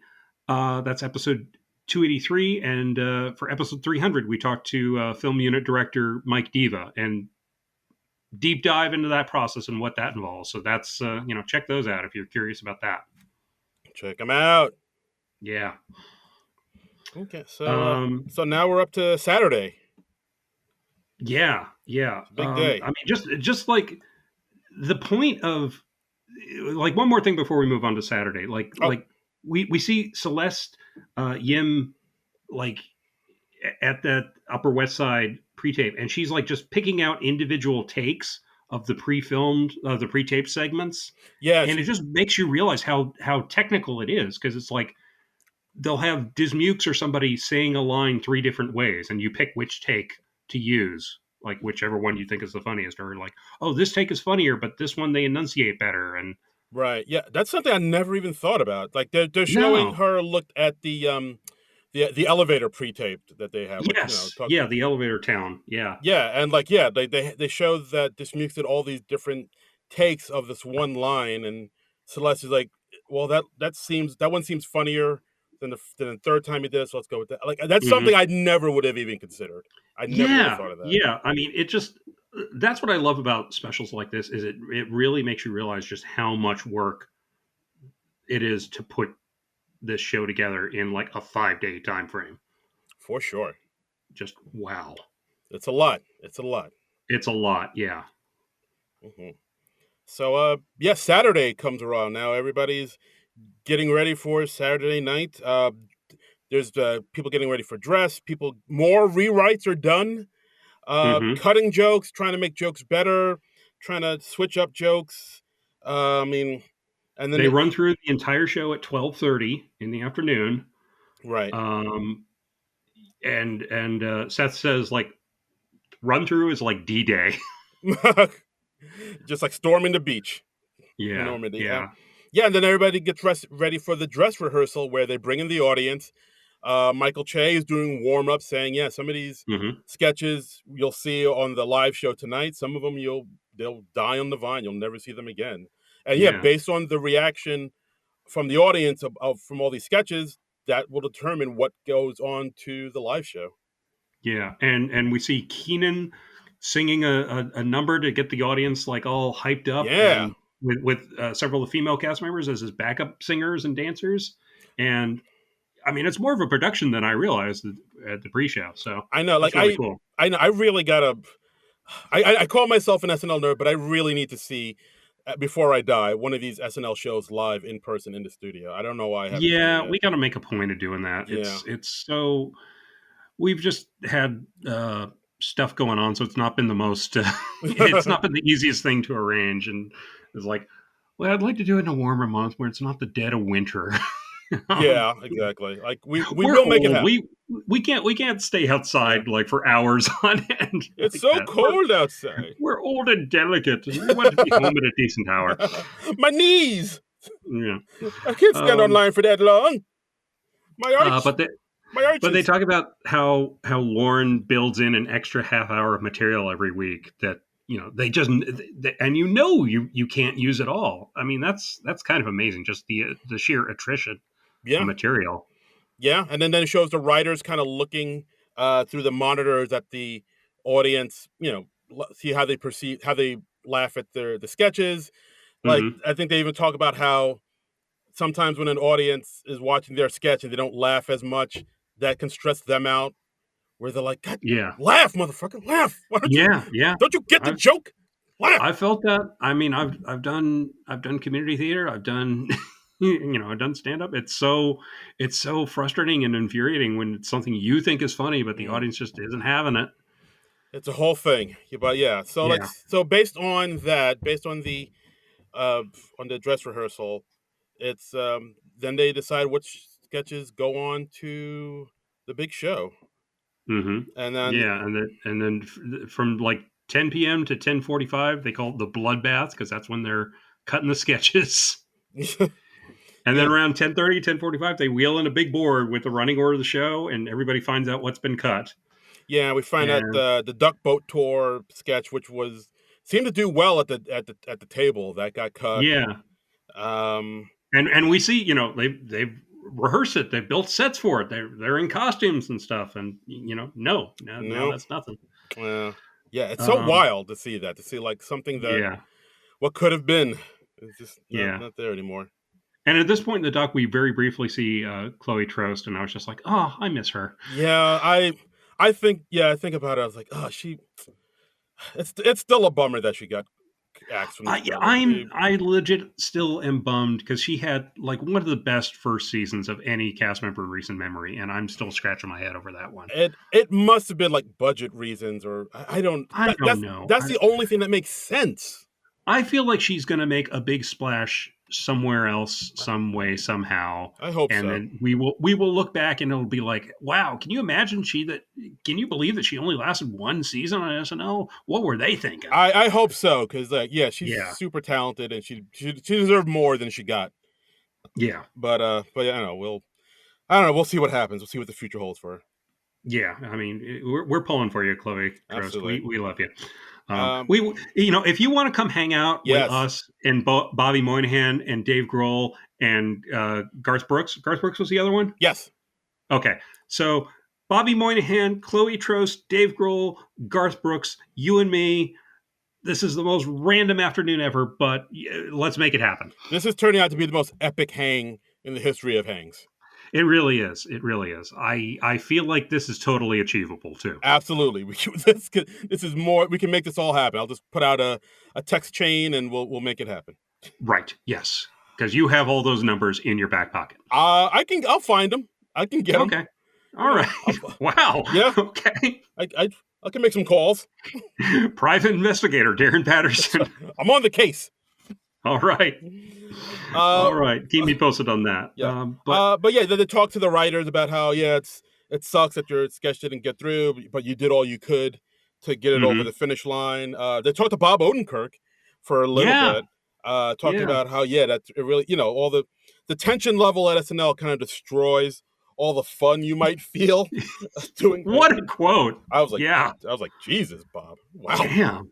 Damn. I mean, and he was there for, I think it was like 3 seasons, something like that. It was a relatively brief time. Yeah, something like that. He was there Um, during the Conan years for sure. yeah, he was, in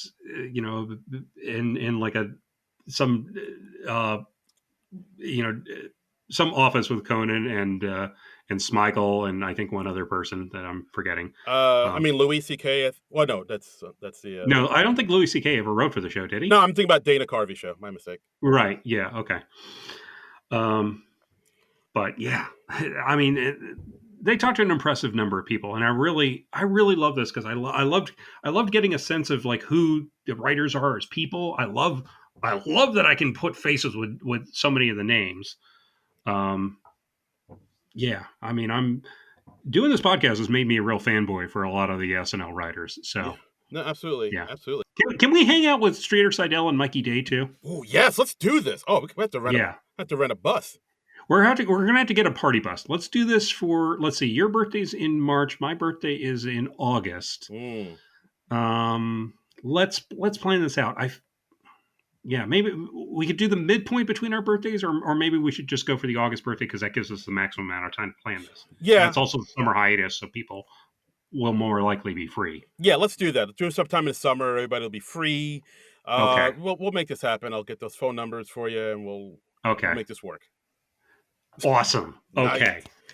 All right. Save the date. All right. So yeah, that's probably my favorite episode out of the bunch. So, lastly, we have episode 4, which is titled Season 11 The Weird Year. This one is directed by Jason Zeldes.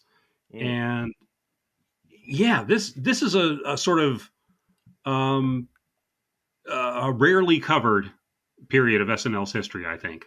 Yeah, and that's probably why this is my favorite one out of all the four. Uh huh. I really like this one because yeah, it's a period in time for SNL that they really don't talk about. No one really focuses on it, just Right. because it was really.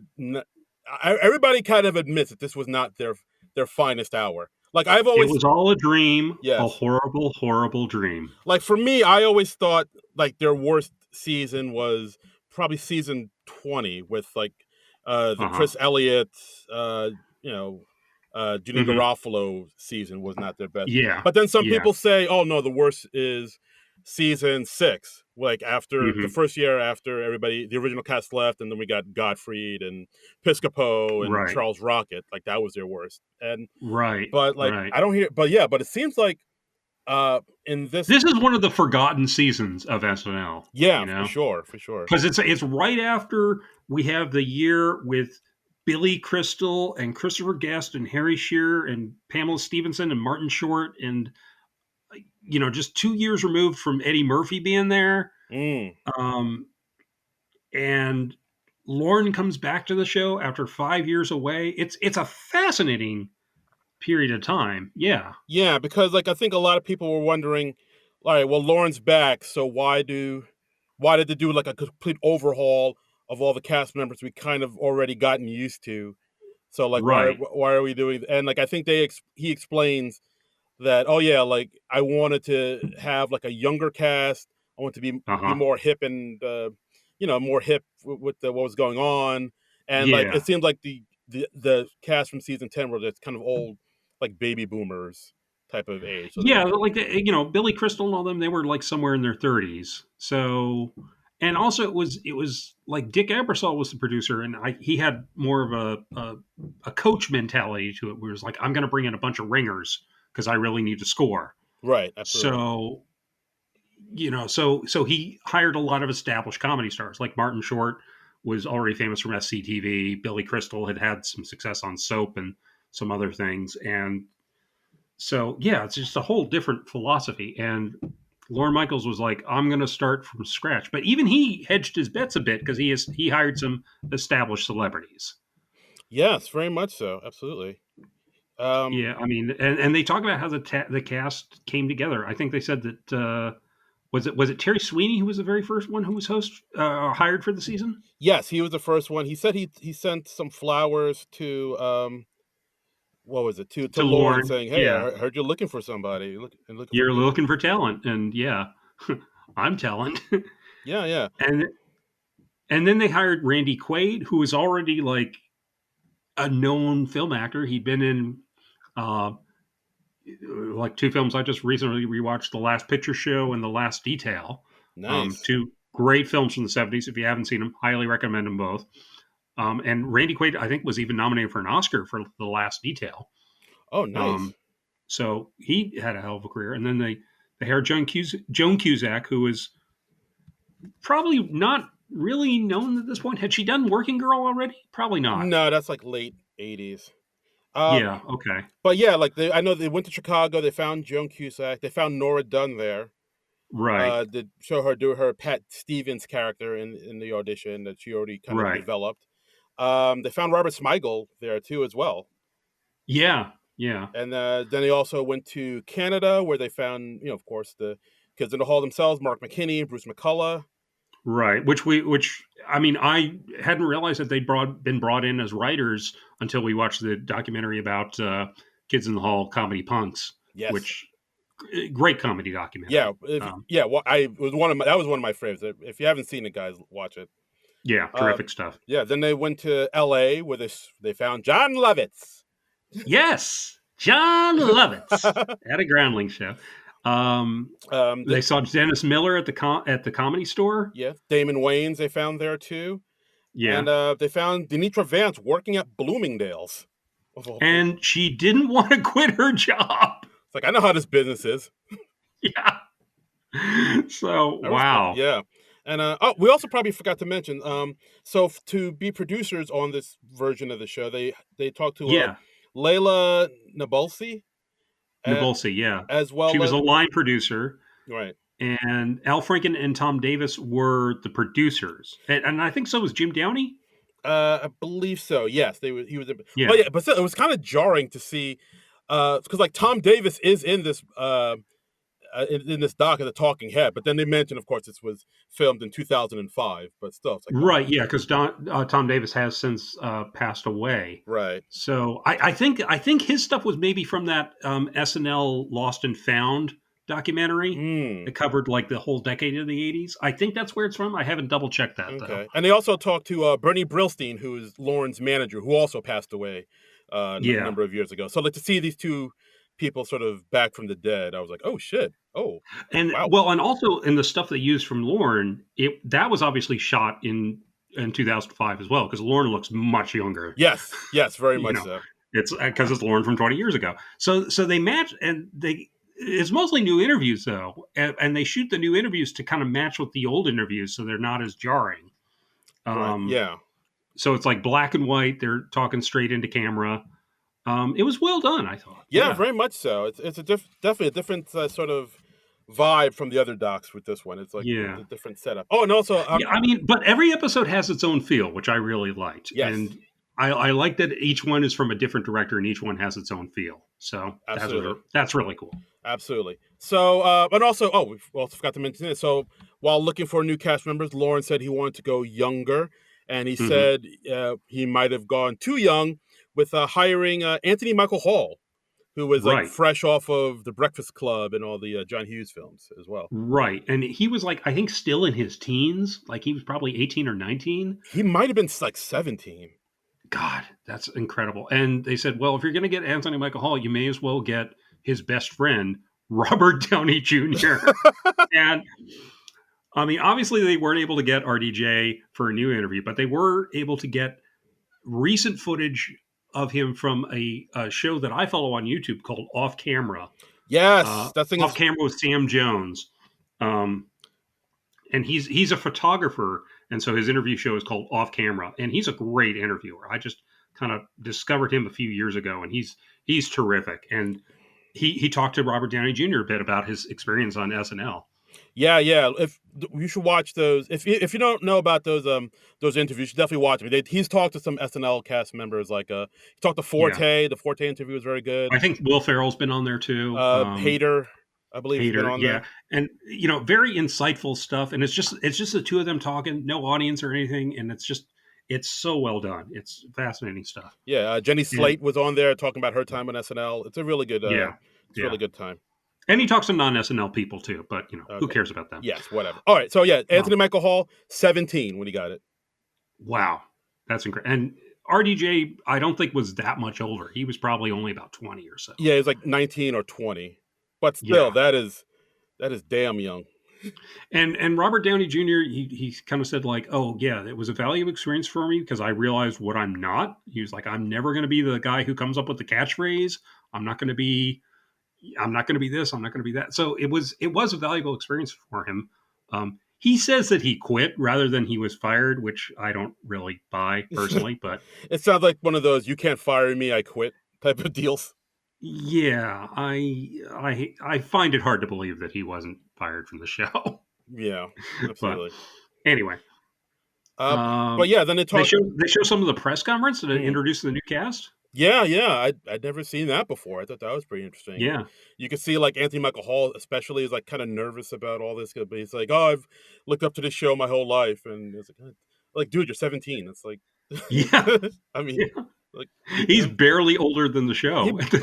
It's barely like he's like 7 years older than the show, which is that's so nuts. nuts. I liked how they when they interviewed modern day Damon Wayans, he said that he was good friends with Hmm. Eddie Murphy, and Eddie Murphy Right. gave him the advice to write your own stuff, or else they're going to give you some black people shit to do, and you're not going to like it. Yeah. Yeah. And he Because was it's right. and he said like everything Eddie told me came true. Yeah. Yep. Yeah.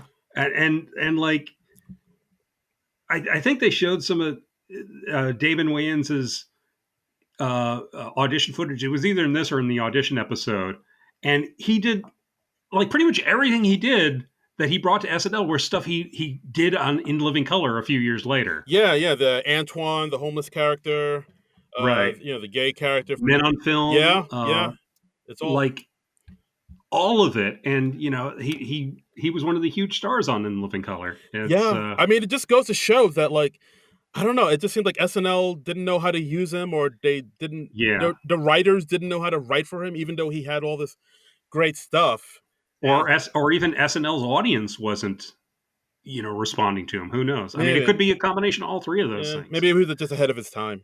That's true too. Yeah, yeah, yeah. That's true. It's a right place, right time. It just shows you how arbitrary this stuff can be. Mm, Like you can do brilliant stuff, but if it's not the right place, right time, or the right people don't see it, it doesn't mean yeah, nothing. very true.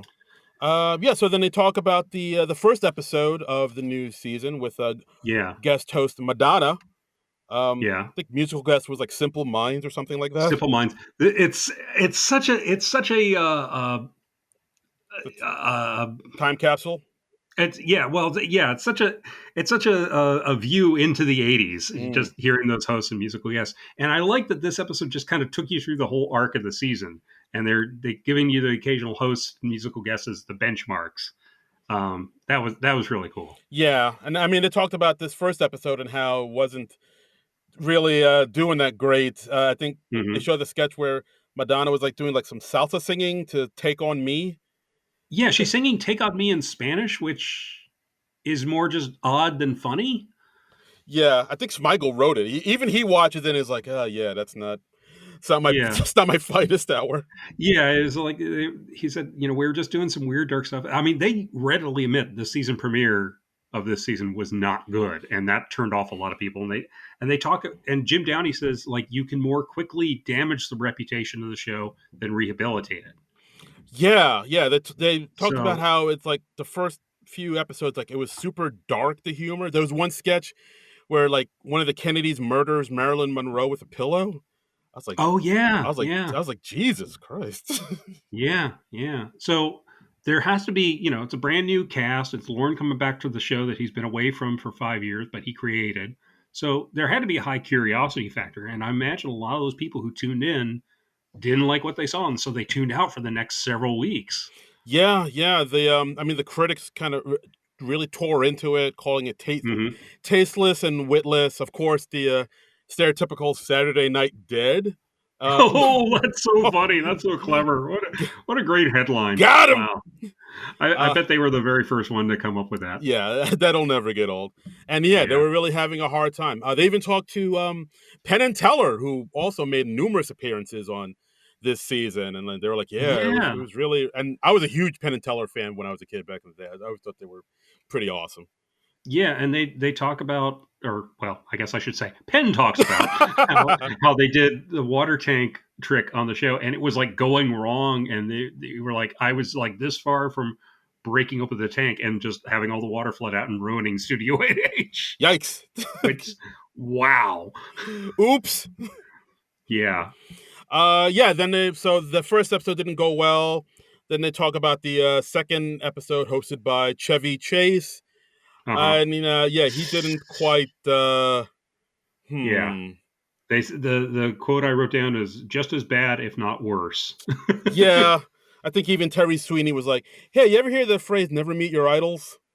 Yeah, Yeah. they go into more detail about this in the book Live from New York, by uh, I have his name here, and, James Andrew Miller and Tom Shales. And we both read this book. You read the whole book, right? Yeah, I'm giving it another read now, actually. Oh, okay.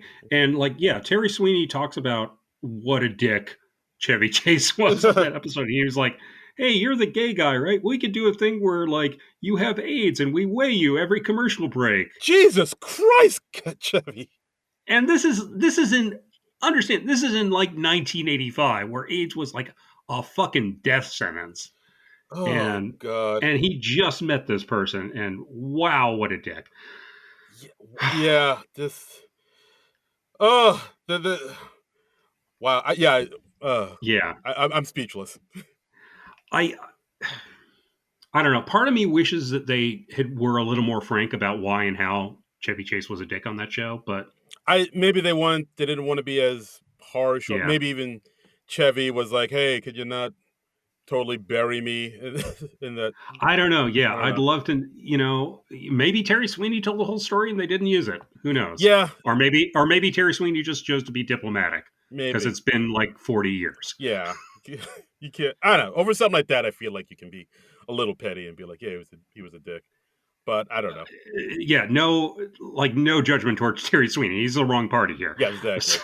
So, So yeah, so the second episode didn't go well, but there was one shining light that the mhm. audience seemed to really like and gravitate towards, and that's a little character called Tommy Flanagan. Tommy Flanagan, the liar. Yeah, that's the ticket. I always thought it was Tommy Flanagan, but it's Flanagan because I guess it sounds more like finagle or something. Oh, I never even thought of that. I'm probably overthinking it. I don't know. I just think Flanagan's a funny last name, funny sounding. Yeah, it's tougher to say, but Yeah. it is a funnier word. So yeah, like John Lovitz brought this character, which he wrote with A. Whitney Brown, and it Hmm. was like the first thing that popped. That the audience was like, "Oh, Yeah, that's funny." So like, of course they brought him back again and again and again because that was like the one thing yeah, that was bringing the audiences. and it's so funny because like John Lovett says, like we did that initial sketch where I'm like the president of the Pathological Liars Association, and he's like, I didn't know what we could do with the character after that, and then they show him in other sketches. He's like Pee Wee Herman is the host, and he's in jail with a liar, Mm. and they just talk about how they use the liar a lot because he was a breakout character, and they show him with John Lithgow or no wait, that was Master Thespian. Master I'm sorry. Thespian, yeah, Yeah, that's his. that was his other breakout character. Yeah, it's So wild to think that like John Lovitz for that season was like the big breakout star. He was like the Eddie Murphy of that one season. yeah, he really was. He was the one guy that popped and really the audience took to because he was just. Somebody said in this, it was like, yeah, well, Lovitz is a total ham. So He is, yes. yeah, yeah, he just he would just go out there and he was Mm, utterly unafraid. yes. Um, By the way, it was kind of a trip to see what A. Whitney Brown looks like now, right? A little bit. I remember seeing him before because like I know he was on Mark Maron Uh huh. like a year or two ago, and like I think they took a picture of him for the promo. So I saw he had Yeah. like Great talk. Do it up. yeah, exactly. Yeah. And so he has like the long gray hair now and the mustache. So He's kind of hippified. Yeah. yeah, he is. He is. Which really surprised me because I remember him from The Big Picture on SNL and early days of The Daily Show, and he was like this clean cut guy in a suit. So Mm. it was funky. It was just because I hadn't seen him in so long, so it was a Yeah. shock to me. Yeah, I know. It's like, oh, A. Whitney Brown. I remember him. But yeah, he's Yeah, kind of like almost like semi-retired at this point. He's just kind of living his life. But I guess so. I was Well, like, I good hope for him. he's doing well. Yeah, yeah. So I mean, Um, then the doc goes on to say how, yeah, for some reason this cast just really wasn't gelling. Like, yeah, there's also as a unit, as a yeah, unit, and like, everybody was kind of doing their own thing. Like, RDJ and Anthony were doing their thing, and right, Damon was trying to get stuff on. Another issue they said was like the relationship between the writers and the cast really wasn't gelling either. I think they talked like right. Damon talked about how he had this sketch for idea for like a gifted rapper, The and gifted rapper, where he's a gift rapper, but he's also rapping as he's wrapping packages. exactly. And he's like, "Hey, I'm the gifted rapper." Ha ha ha ha. And like he Right. even said like Al Franken was like, "I don't get it. What is this?" Like he Yeah. said it in that voice. It was like, "What?" Yeah, he imitates Al Franken, and Al Franken's just like, yeah, I don't get this. What's funny about this? I don't get the rap thing. Yeah. And Damon Wayans is kind of like, well, yeah, there are lots of people out there who will get the rap thing. So So yeah, he was having trouble getting his stuff on. Nora Dunn talked about how she just kind of wrote her Pat Stevens sketches on, and they were getting on because yeah, it right, was a thing where the writers really didn't. I don't know if they just didn't want to get to know the performers and get to know what their strengths were, or just want to write their own thing. But like there was some disconnect. So like a lot of the yeah, writers, disconnect is the best word for it. I think. yeah, Yeah, so, like, it was kind of up to the cast members to write their own shit, so because they knew yeah, their voice in order to get on, so, like, that's why right, how Nora got her stuff on, because Lovis was paired with A. Whitney Brown, he was able to get, Tommy Flanagan and the Master Thespian on. right. John Lithgow talked about when he hosted, he had a great time with that, and, Acting acting, like, genius. "Oh." Yeah, and Lithgow's like, yeah, people still say that to me, and it's been 40 years. It's his cowbell. Yeah, that sounds less annoying than cowbell, though. A little bit, yeah. Yeah. Then they mentioned how when Tom Hanks came on to host with Hmm. musical guest Sade, how that was actually a really good Smooth operator. operator, Ooh, smooth operator. It's so smooth. such a blast in the past because, Uh, like, in the mid '80s, I was still following. I was listening to the top 40 every week, and yeah, so I know all these musical guests. hmm. Unlike today, when I'm old and busted. Um, When I'm 64. but it it was incredible. They're talking to Tom Hanks. He's gracious enough to do a new interview for this, Hmm. and he like at this point, Tom Hanks doesn't even know how many times he's hosted. Yeah, how is it? 10? What is it? Yeah, and it's like Tom Hanks just lives in this rarefied air, Mm. Yeah, no. It's like how many times did I? It's so not a big deal to him. He doesn't even keep track. God bless him. That's amazing. But yeah, Tom Hanks, he was like one of the better guests on that season, and he really Mhm, the cast really liked working with him. They say he sat in right, on the writers' room to help write, which which was unusual for a host at the time. yeah, Yeah, I think that's unusual yeah. for a host now, right? Like that rarely happens. I don't know. I mean, they at least I know everybody meets the host and they talk about ideas and they're like, "Hey, so like if they go to Dakota Johnson, they're like, "Hey, what if we do a roast with you?" I'm babbling now. Okay, Um, Tom Hanks. Tom Hanks. And yeah, they did a sketch called Quirky Mm. with Tom Hanks, and where he's telling his wife Joan Cusack that he fantasizes about her dying in very specific detail, which very funny sketch. Yeah, yeah, I remember that one being really good. It was like a funny one. It even had a really good Yeah, ending to it. Like, go watch it if you want to see it. I think that one was written by Carol Leifer, who was one of the comedian who's one of the yeah, writers on it. yeah.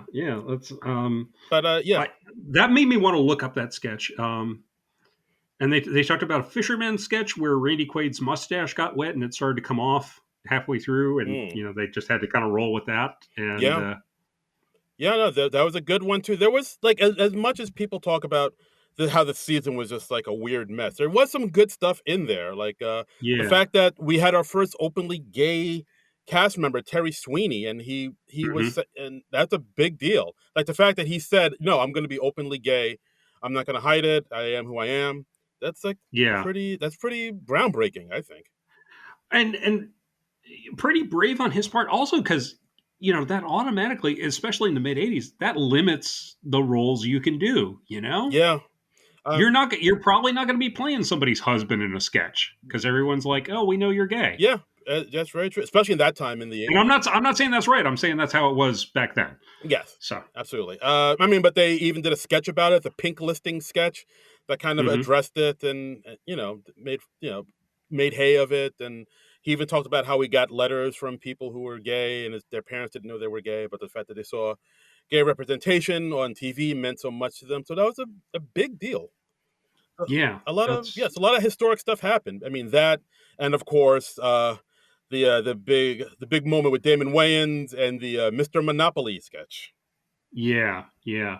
Well, also just to go back with Penn and Teller, they did their Upside Down bit, Yeah, I which if you remember ever that. watched that, Yeah, incredible. I watched that again like a year or two back. That's incredible. I think I remember watching Yeah, that on like Comedy Central when they reran it back in the '90s when I was yeah. younger. I was like, And he says that bit made us. That's the best bit we ever did on TV, and it's the only 10 that we had on that show, like mm, on a scale of 1 to 10. yeah, Incredible. Yeah, I dig it. I can see it. I agree.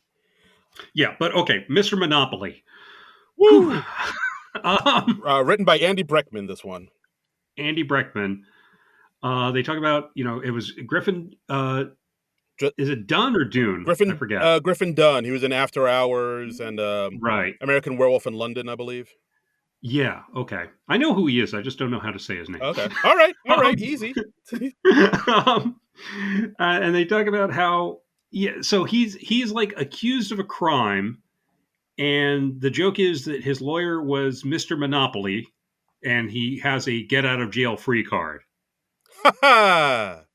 So honestly, It's not. not the best sketch that's ever aired on SNL. I'm gonna say. No, it's. I mean, once you say that the get out of jail free card, the sketch is kind of over, right? Yeah, that's like the one joke. It sounds like Yeah. so. So in this sketch, we have Randy Quaid and Damon Wayne playing cops, and yeah, Right. Damon Wayans is he has some lines in it, but there are no jokes. He has no punch. He's just a He's regular. like a spear carrier, basically. Yeah, very much so. Yeah. And the way he tells is like, yeah, like I wasn't getting my sketches weren't getting on. I didn't have any jokes in this one, and I just snapped. I Yeah. just had enough of it. I was fed up. So during the dress rehearsal, which they show, he played it very straight, the way he was Hmm. supposed to play it. And then when they Right. went live, he played the character, said the lines, he said the exact same lines he was supposed to say, but he said it in a more like a flamboyantly gay way. He decided to play it gay. Yeah. Yeah, Yeah.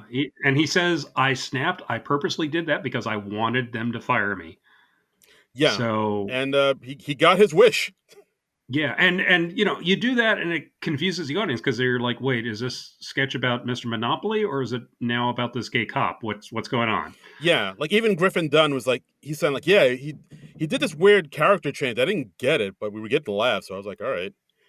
Yeah. But yeah, basically like after that sketch went out live, Lauren like went right up to him and fired him just on the spot. Fired him as soon as he walked off stage, Right. which, wow. So mid show, he's fired. Mid show because I mean the way people say it in the doc saying like, yeah, you can't do that, you can't go rogue, you can't Right. surprise your other cast members Yeah. on the show live with some character change you just decided to make on a whim. That's like that's not right. That's not fair to them. That's just fucked up to do, which I get, which is understandable. Yeah. Yeah. It's, and A. Whitney Brown, he says, like, yeah, the actual amount of improv on the show, despite what most people think, is minuscule. It's like 1%. There's maybe like one or two things a season, or maybe every few years that's actually improv.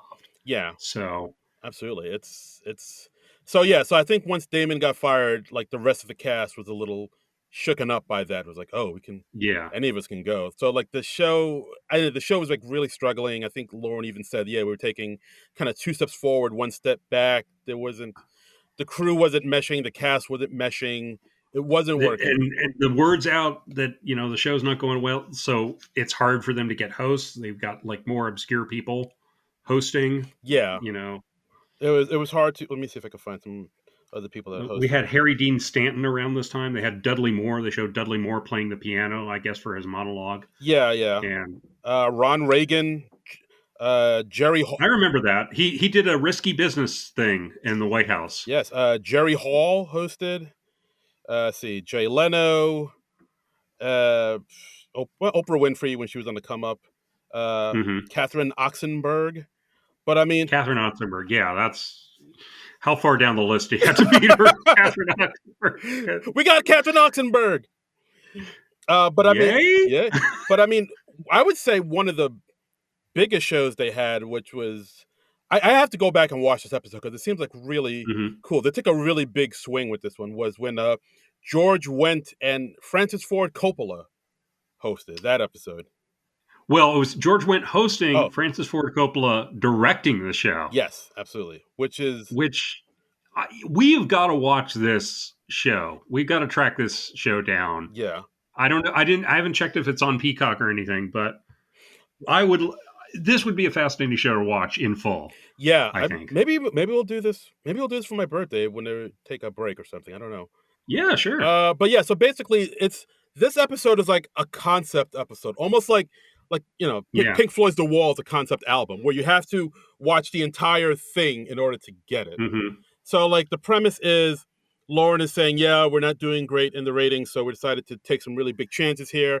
We're going to have Francis Ford Coppola come out and direct and have total creative control over the entire show. And that's the whole thing for the entire episode. It's not like just one bit. That's the whole through line for the whole thing. And they don't play the theme to SNL. They have like a black and white credits thing, like it's The Godfather, and Philip Glass is the musical guest and playing music. And like George Wendt comes out to do his monologue, and Francis Ford Coppola goes, no, that's not good. Let's do a second take. It's like, well, I mean, I don't know if they'll laugh again the second time, Francis. That's kind of a joke. This is live, Francis. And yeah, wow. I wasn't watching the show on a regular basis at this point, so I think I totally missed this at the time. Yeah, I remember hearing about this one, about like the legend of this one. But I mean, according to what they say, this was the show where like a lot of the cast members got stuff to do. This was like kind of the episode where they kind of started to gel a little bit more. There was that one sketch that takes place during like a war, like in Vietnam. And then there's gunfire going off. And then I think Anthony Michael Hall gets shot. He's like, oh my God, I got shot. And then it's like, oh yeah, we're using live rounds. it's live TV. Right, You're using live rounds, Francis? And he's like, well, yeah, it's live TV. Of course you're going to use live rounds, that's very funny. Yeah. And then I also like that one scene where they showed Denitra Vance has this character, That Black Girl, which is like a play on That Girl. And then Francis Ford Coppola, the Marlo Thomas sitcom. Yeah, and then Francis Ford Coppola interrupts her saying this isn't really capturing the black experience. I feel like it's like, where are the writers for this one? We get the writers out here, and the writers are like three white guys in like pipes and ascots. Yeah, three hunky blonde white guys. So just like the least black men you could ever see. That's hilarious. That's a great joke. That's a funny joke. And they said like, yeah, it was a great show, but it didn't get good ratings because the show was still, it didn't have any buzz at this point. Yeah, it's I mean, I gotta watch that. It seems like a really unique episode. It definitely seems like something they would do nowadays. But like, I really want to check that out.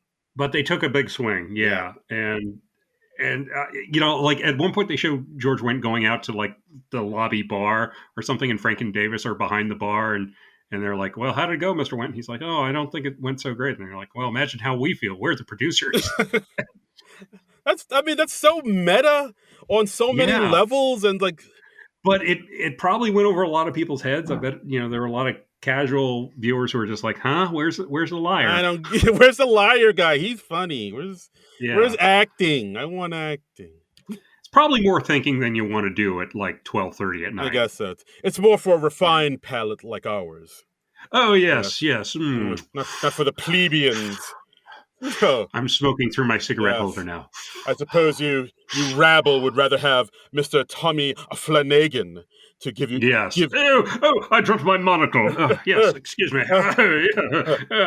Take another sip of my martini with my pinky out. Yes, perhaps that would be the ticket. Oh, Darren, that is quite the bon mot.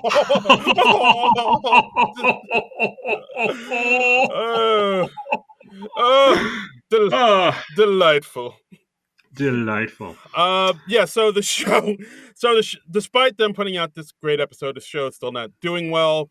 Yeah. One of the final episodes they did was with Angelica Houston and Billy Martin, who was the What?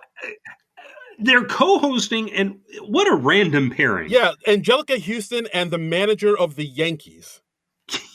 What do those two people have in common? Why did you book them both at the same? I have so many questions. I have so many questions. It really makes no damn sense. Like, if you just get one or the other of them, that's enough, right? Yeah, like right. Angelica, why does she need an assist from Billy Martin? I don't know. Is it like one of those sitcom episodes where the kid gets 2 prom dates and he can't back out, so he's ping ponging back and forth between the two the entire night? Oh yeah, wow, maybe.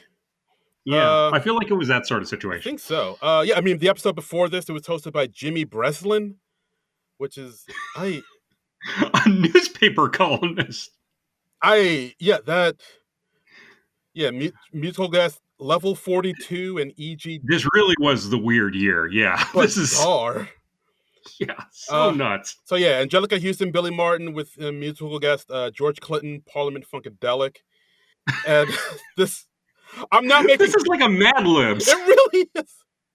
This is so random. The randomest of randoms. Yeah. And but yeah, like I think they picked Billy Martin because he was just in the news for being like very loud and brash. They even put that in a sketch where Lauren quote unquote fires him mid sketch because he's drunk and unprofessional. Right, because Billy Martin was. He was like fired and rehired several times as the manager of the Yankees by George Steinbrenner, I think. Yes, absolutely. Yeah, I think that's what it was. Yeah, yeah, for sure. So, but actually, at this time, it seems like Lauren and Damon Wayans kind of made up because on this episode, Damon Wayans was back doing stand up on this episode. That's amazing to me, and yeah, I didn't realize that had happened. I thought like Damon Wayans was fired and that was the end of it, and he's never on the show again. I know he came back to host in the '90s, but how do you go back to doing stand up from the place that fired you, your old job? That's and I mean, Damon Wayans just says Lauren is a very forgiving man, and I think he wanted to show that he believed in me, which that's pretty exceptional. That is above and beyond what I think anybody else would do. I mean, and especially before the end of the season, like he's fired mid-season, he comes back for the season finale. That's incredible. Fantastic. That's a very quick turnaround. I would not be so quick to forgive if somebody had, in my mind, messed up my show. Yeah, I'd be like, don't let the door hit you. or had like deliberately tried to sabotage my show, I should say. It's sabotage! Yeah, listen all y'all. It's sabotage. I'm Buddy Rich when I fly off the handle. I'm Billy Martin when I fly off the handle. And so like, and also in the show, like they fire Billy Martin. That's the joke. And so he sets fire to the studio in retaliation. And we have these gloriously bad 1980s green screen effects with the flames. Yeah, where all the flames have like are just green around the edges. Yeah, so it looks super fake. Yeah, because it's a pre-computer graphics era, Right. And so Lawrence sees this, so he goes into the green room where all the cast members are. Only saves John Lovitz. Yeah, and wow. I mean, my God, what? Wow. And like a little context that I wish the special had provided, which is in the Live from New York book, this was a bit of a parody of a lot of the nighttime soaps in the mid 80s were doing like season ending cliffhangers. I think this was around the time we had Bobby Ewing in the shower on Dallas. And I think on Dynasty, they had like a big shootout where like half the cast gets shot and we don't know who lives and who dies until the next season. Yeah. So I think that it was sort of a meta thing on that too, a meta comment. I think Schmeigel wrote this, if I'm not mistaken, right? Yeah, it's a very Robert Smigel sort of idea. Super Smigel, yeah. Yeah. So then Lauren saves John Lovitz, tell him to go wait downstairs in his limo. He Right. sends the writers, the ascotted white blonde writers, in the rooms like, hey, go in there, have some snacks, and then Right. it just ends with like who will survive, who will live, Right. and it's just like all the cast members running around in a smoke-filled room set on fire. Right. And they run the credits, and literally every name in the credits has a question mark after their name. Yeah, which is Wow. I mean, I don't know how, like, from a comedy standpoint, it is funny, but if I was like one of the cast members, I would feel like I was like feel like kind of bad. I'd be like, I tried my I feel very insulted. I tried And my best. What the fuck is this? You burning me? yeah. And also, Terry Sweeney had a great quote about it. He said, "Fire me, don't set fire to me." Yeah, um, yeah, because they were like, who is this joke for? It's yeah, like yeah, it does seem pretty insulting to all the people who like really did work hard to make this show the best that they could. It just didn't work for whatever reason. So yeah. just for the show to be like, yeah, all these people suck. We're gonna set them on fire. Haha. But I guess the idea was maybe to create some buzz over the summer or I something. guess, yeah. I don't know. Or maybe they were just like, let's give the show a Viking funeral, burn it all down, and start over again. I guess so. But still, what a wild way to end the season. Just they crazy for Yeah. this one, y'all. And they say that SNL was actually canceled after the season for a hot minute. Yes. And then Brendan Tartikoff said, I think to yeah, Bernie that we're pulling the Bernie plug. Brillstein. Bernie Brillstein, like, yeah, we're pulling the plug. And then I think Bernie talked to Tartikoff and like really was like convinced him to give Lorne just one more year, just one more shot. Right, right. And so he convinced him to give it like another season. Tartikoff like hosted the show sometime in the next season. Yes. Um, so that's a nice show of faith. It's so weird that we have a studio executive hosting SNL. I think they said like it was like because I think he might have been ill with something, and like he said it was always his dream to host. So I think they just let him host. I know he died kind of young. After he left NBC, he ran Paramount Pictures for a little while. Yeah, yeah. And he died relatively young. I think he might have still been in his 40s or maybe early 50s. And you know, when I was like a teenager, because I remember him making cameos on Night Court too. Oh, really? And I don't think I realized how weird it was that the guy running the network was making cameos on shows and stuff, and that I, as a 13-year-old, knew his name. Oh, Brandon Tartikoff. Yeah. Now I look at it and I'm like, that's so weird. Yeah. All right. So yeah, he died at 48 from Hodgkin lymphoma. Yeah. But yeah, it wow. was weird to see like an exec, a suit, being in on a TV show like that. Yeah, it's wild. So weird. I bet there's a good biography of Tartikoff out there. That'd be interesting reading, I bet. Yeah, give another look see. So, yeah, I'll give it a Google when we're done. So Lauren gets one more shot to be new again, because I think they also said, like at this point the show was kind of bigger than like the history of it was kind of bigger than one bad season. So yeah, they figure let's let them recast. So they asked Lovitz, hey Lovitz, do you know somebody who you work really well with that would be good for the show? And Lovitz was like, well, I know this guy Phil Hartman who's really great. Yeah. So they brought in Phil Hartman. They kept John Lovitz, Nora Dunn, Dennis Miller, and A. Whitney Brown from the old cast. Everybody else got jettisoned. Yeah, they do briefly mention that Dennis Miller's Weekend Update was one of the other few other things that was really clicking in the season. Yes, that's and true. We kind of went over that. And also, something I learned from the Live from New York book that this special doesn't mention or even hit at all. Nora Dunn was dating Lorne Michaels at the time. Oh, shit. She was? Yeah. So I feel like that's kind of important context. I never heard anything about that. I don't know exactly when they started and when they finished, but she was dating Lorne somewhere during the time she was on the show. Interesting. Yeah. And I'm not saying that's the only reason she was on the show or anything, but I feel like that's good context to have. Yeah, I mean, no, she's a fantastic performer. I really liked her. I thought she was like very kind of almost like a Jane Curtin-esque, where she just kind of goes under the radar with how good she is, because everybody likes, like the bigger personalities, I guess. But like, yeah, she was a little overshadowed by some of the other people. But I always thought she was very good. But it sounds like the new cast that they came up with for season 11, or excuse me, season 12, because this is season 11.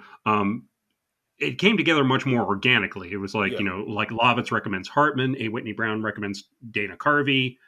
They get Jan Hooks, Victoria Jackson, like people who have sketch comedy experience. Kevin And Nealon, who yeah, narrated this whole this doc. right, right. Yeah, and this, and of course, this was the second gold. This was my golden era of SNL. Like, this is where, for Yeah, me, this is same. the cast. Yes, And yes. yeah, and then it opens up with season 12 with Madonna saying, giving a statement from NBC saying about the last season was, it was all a dream, a horrible, horrible dream. Yeah. Which, Uh, yeah, I mean, Carol Leafler put it really well when she said, this was the fuck up year you needed to get back on track. Um, which is, yeah, like sometimes you have to do a lot of stuff wrong before you know what you can do right. yeah, that's true. Like, it wasn't all. I mean, it's been forever since I've seen season 11, and like, it Yeah. may not have been all bad, but there was definitely enough bad stuff in there to, for people to be like, I think this show might not be the move anymore. Yeah, yeah. And that's one of the amazing things about SNL is like whenever it's kind of gone through a bad patch, it's always bounced back from that. And that's kind of amazing. Yeah, in the first episode of season 12, that's the one hosted by Sigourney Weaver. Um, Classic. yeah, and this was the show where we got the first appearance of the church lady, and we got Dana Carvey doing chopping broccoli. That Chopping broccoli. Yeah, which he did in a stand-up act. exactly, that And was his yeah, thing. and they just turned it into a sketch. And So yeah, like, yeah, just right out the gate, two banger episodes, or two banger sketches yeah, right there. yeah. And I mean, this was a really interesting episode. I liked it a lot, and I learned a lot from it. Mm. I think I would have liked it more if they could have talked to more people. I would have loved it if they could have talked to RDJ or Joan Cusack or Dennis Miller or okay, I get why you didn't talk to Randy Quaid. But Yeah. I don't think that probably would have been a very productive conversation these days. No. But Randy, can you remove that tinfoil hat, please, for this shot? yeah, if you don't know, give Randy Quaid a Google. Oof. Oof. Yeah, what happened there? I don't know. Oh, you go vault. But But and look, RDJ is, that'd be a big get, and I totally understand why they didn't get him. right. I feel like Joan Cusack or Dennis Miller might have been achievable, Yeah. I'm disappointed that I'm assuming were approached and chose not to talk about it. Yeah, maybe. Like, I feel like, yeah, I would have liked to hear their side of it, Yeah. but I don't know, maybe this. I just love to hear their perspectives. Yeah. But either way, like, I really thought this one was really fascinating. I kind of thought this was my favorite one out of all of them, just because, again, it's a era that it doesn't get highlighted enough at all. So just Yeah, I liked it a lot too. I felt like it was just like a little sanitized because because I read the Live from New York book, I know I had a certain amount of base knowledge going in. Mhm. So I was like, okay, I know what you're not saying here. Mm. I know like the horrible things that Chevy Chase said to Terry Sweeney, and Yeah, no, that makes sense. So that took this episode down just like a notch, like half a star for me. All right, fair enough. Cool. And that's the episode, guys. Four documentaries, all good stuff. If you're any type of SNL nerd, I'm gonna say they're definitely all worth watching for sure. Yeah, I mean, I highly recommend watching them all. They were all well done. I learned a lot, and it takes a lot for Darren and I to learn new stuff about SNL because we know a lot about the show at this point. Indeed. So okay, so let's go see if any of our listeners had anything to say about that. We on our Facebook page, Sherry Fesco had some nice things to say about it. Sherry's like our Facebook fan. Yay. I love it. Hey, Sherry. Yeah. Had to break down and pop for Peacock this month to watch these docs. Each one of the four does a fantastic job covering their topic. The variety of individuals from every aspect of the show, both in front of and behind the camera, adds so much depth to each episode. Wow. You went kind of Shatner at the end. Yeah, there. I know. Add so much depth to each episode. That's how I do it. I go Yeah. full Shat. Okay. I Shat all over the place. Oh God. Yeah, and I think you already mentioned Manette Moretti talked about Zabrowski. Yeah. She sent us that late nighter link with the naked guy. So yes. Wow. So Wow. Yeah, late nighter is a good site. They're doing some great coverage of all the late night shows. Doing the Lord's work right there. Yeah, and I think our friend Dennis Perkins is writing for them a bit now too. Yes. If I remember correctly. Absolutely. So give it a look see, people. Do it. Yeah. Okay. And that's the episode, guys. Thanks for listening. As always, to our podcast. As always, you can follow us on Blue Sky at SNL Nerds. Check us out. Check out our our Patreon at Non-Productive.com. And you can follow me on all the social medias at Darren Credible. DARIN Credible. And you can follow me on all the socials at Trumbull Comic. That's TRUMBULL and the word comic. Just do a search for that, and you can find me around. You can find me on the Blue Sky. You can find me on the Letterboxd. You can even find me on Instagram if you feel the need. I don't know. I won't talk to you on Instagram. Probably. Jesus, all right. Way to sell it. I lurk on Instagram.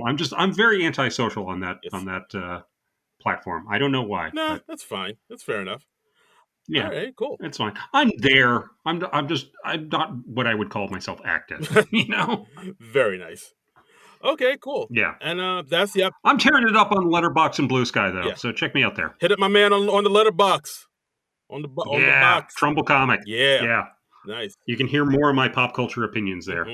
So. And so the next episode, on our way to the SNL50, we're going to talk about the new SNL doc that just dropped on Peacock. Ladies and gentlemen, 50 years of SNL music.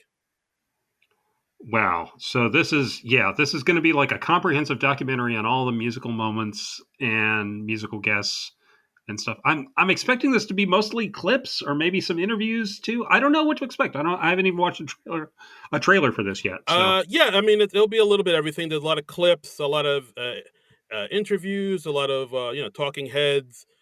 This is all directed by the band or heads talking. Maybe a little bit of or both. Maybe a little bit of both. The whole thing is directed by Oscar award-winning director Questlove of The Roots. And nice. They're going to talk a lot about performance, a lot of the infamous performances. Of course, the infamous Elvis Costello, the infamous Rage Against the Machine performance. Fear. Oh my God, I want to hear all about Fear. I mean, of course, Sinead O'Connor, her infamous performance. Yeah. Probably Ashley Simpson, I would imagine. Ashley Simpson. They're going to talk about Kanye West when he lost his mind and wore a MAGA hat and rambled on stage. Could you be more specific? The last time he was on. Oh, okay. That time. Yeah, that time he lost his mind. Yeah, the beginning of the end. That time. You're right. And this is going to be fascinating to see because, like, a lot of the musical performances, like these days, they put them up right after the show, but they don't always stay up forever. So, like, if you're like, hey, I want to see this musical performance from like a few years ago, you might not be able to find it on YouTube because they probably can only use it for a limited time or whatever. Yeah, that's true. So either way, I'm looking forward to this. I'm a big fan of music, big fan of the musical performances. So yeah, ladies and gentlemen, let's get into it. Yeah. So this is how long? 2 hours? 3 hours? I believe it's like around 3 hours. Oh boy. Okay. So rest up, get plenty of sleep. Got to hydrate. Stretch. Right. Get some Gatorade. Right. Take your vitamins, your pills. Right. I'll try to get sleep beforehand. I may have to watch this in chunks. Yes, watch it in chunks, and it's not a marathon. It's a race, not a marathon, or however it goes. But either way, it's on Peacock right now. Check it out, ladies and gentlemen. 50 years of SNL music. Yes. So that's already debuted on Peacock. So we're looking forward to watching that for next week. So we'll check that out, and we'll talk all about that, and we'll probably have opinions on that. It'd be a bad show if we were just like watching. We're just like, nothing to say about this one. It was all right. Yeah, that's just silence for an hour and a half. 5-minute episode next week, people. It was cool. All right, bye. All right, bye. So, so come back next week, see how much we have to say about that. But until then, nerds out! This has been a non-productive media presentation. Executive producer, Frank Hablawi. This program and many others like it on the Non-Productive Network is distributed under a Creative Commons Attribution Non-Commercial No Derivatives license. Please share it, but ask before trying to change it or sell it. For more information, visit non-productive.com.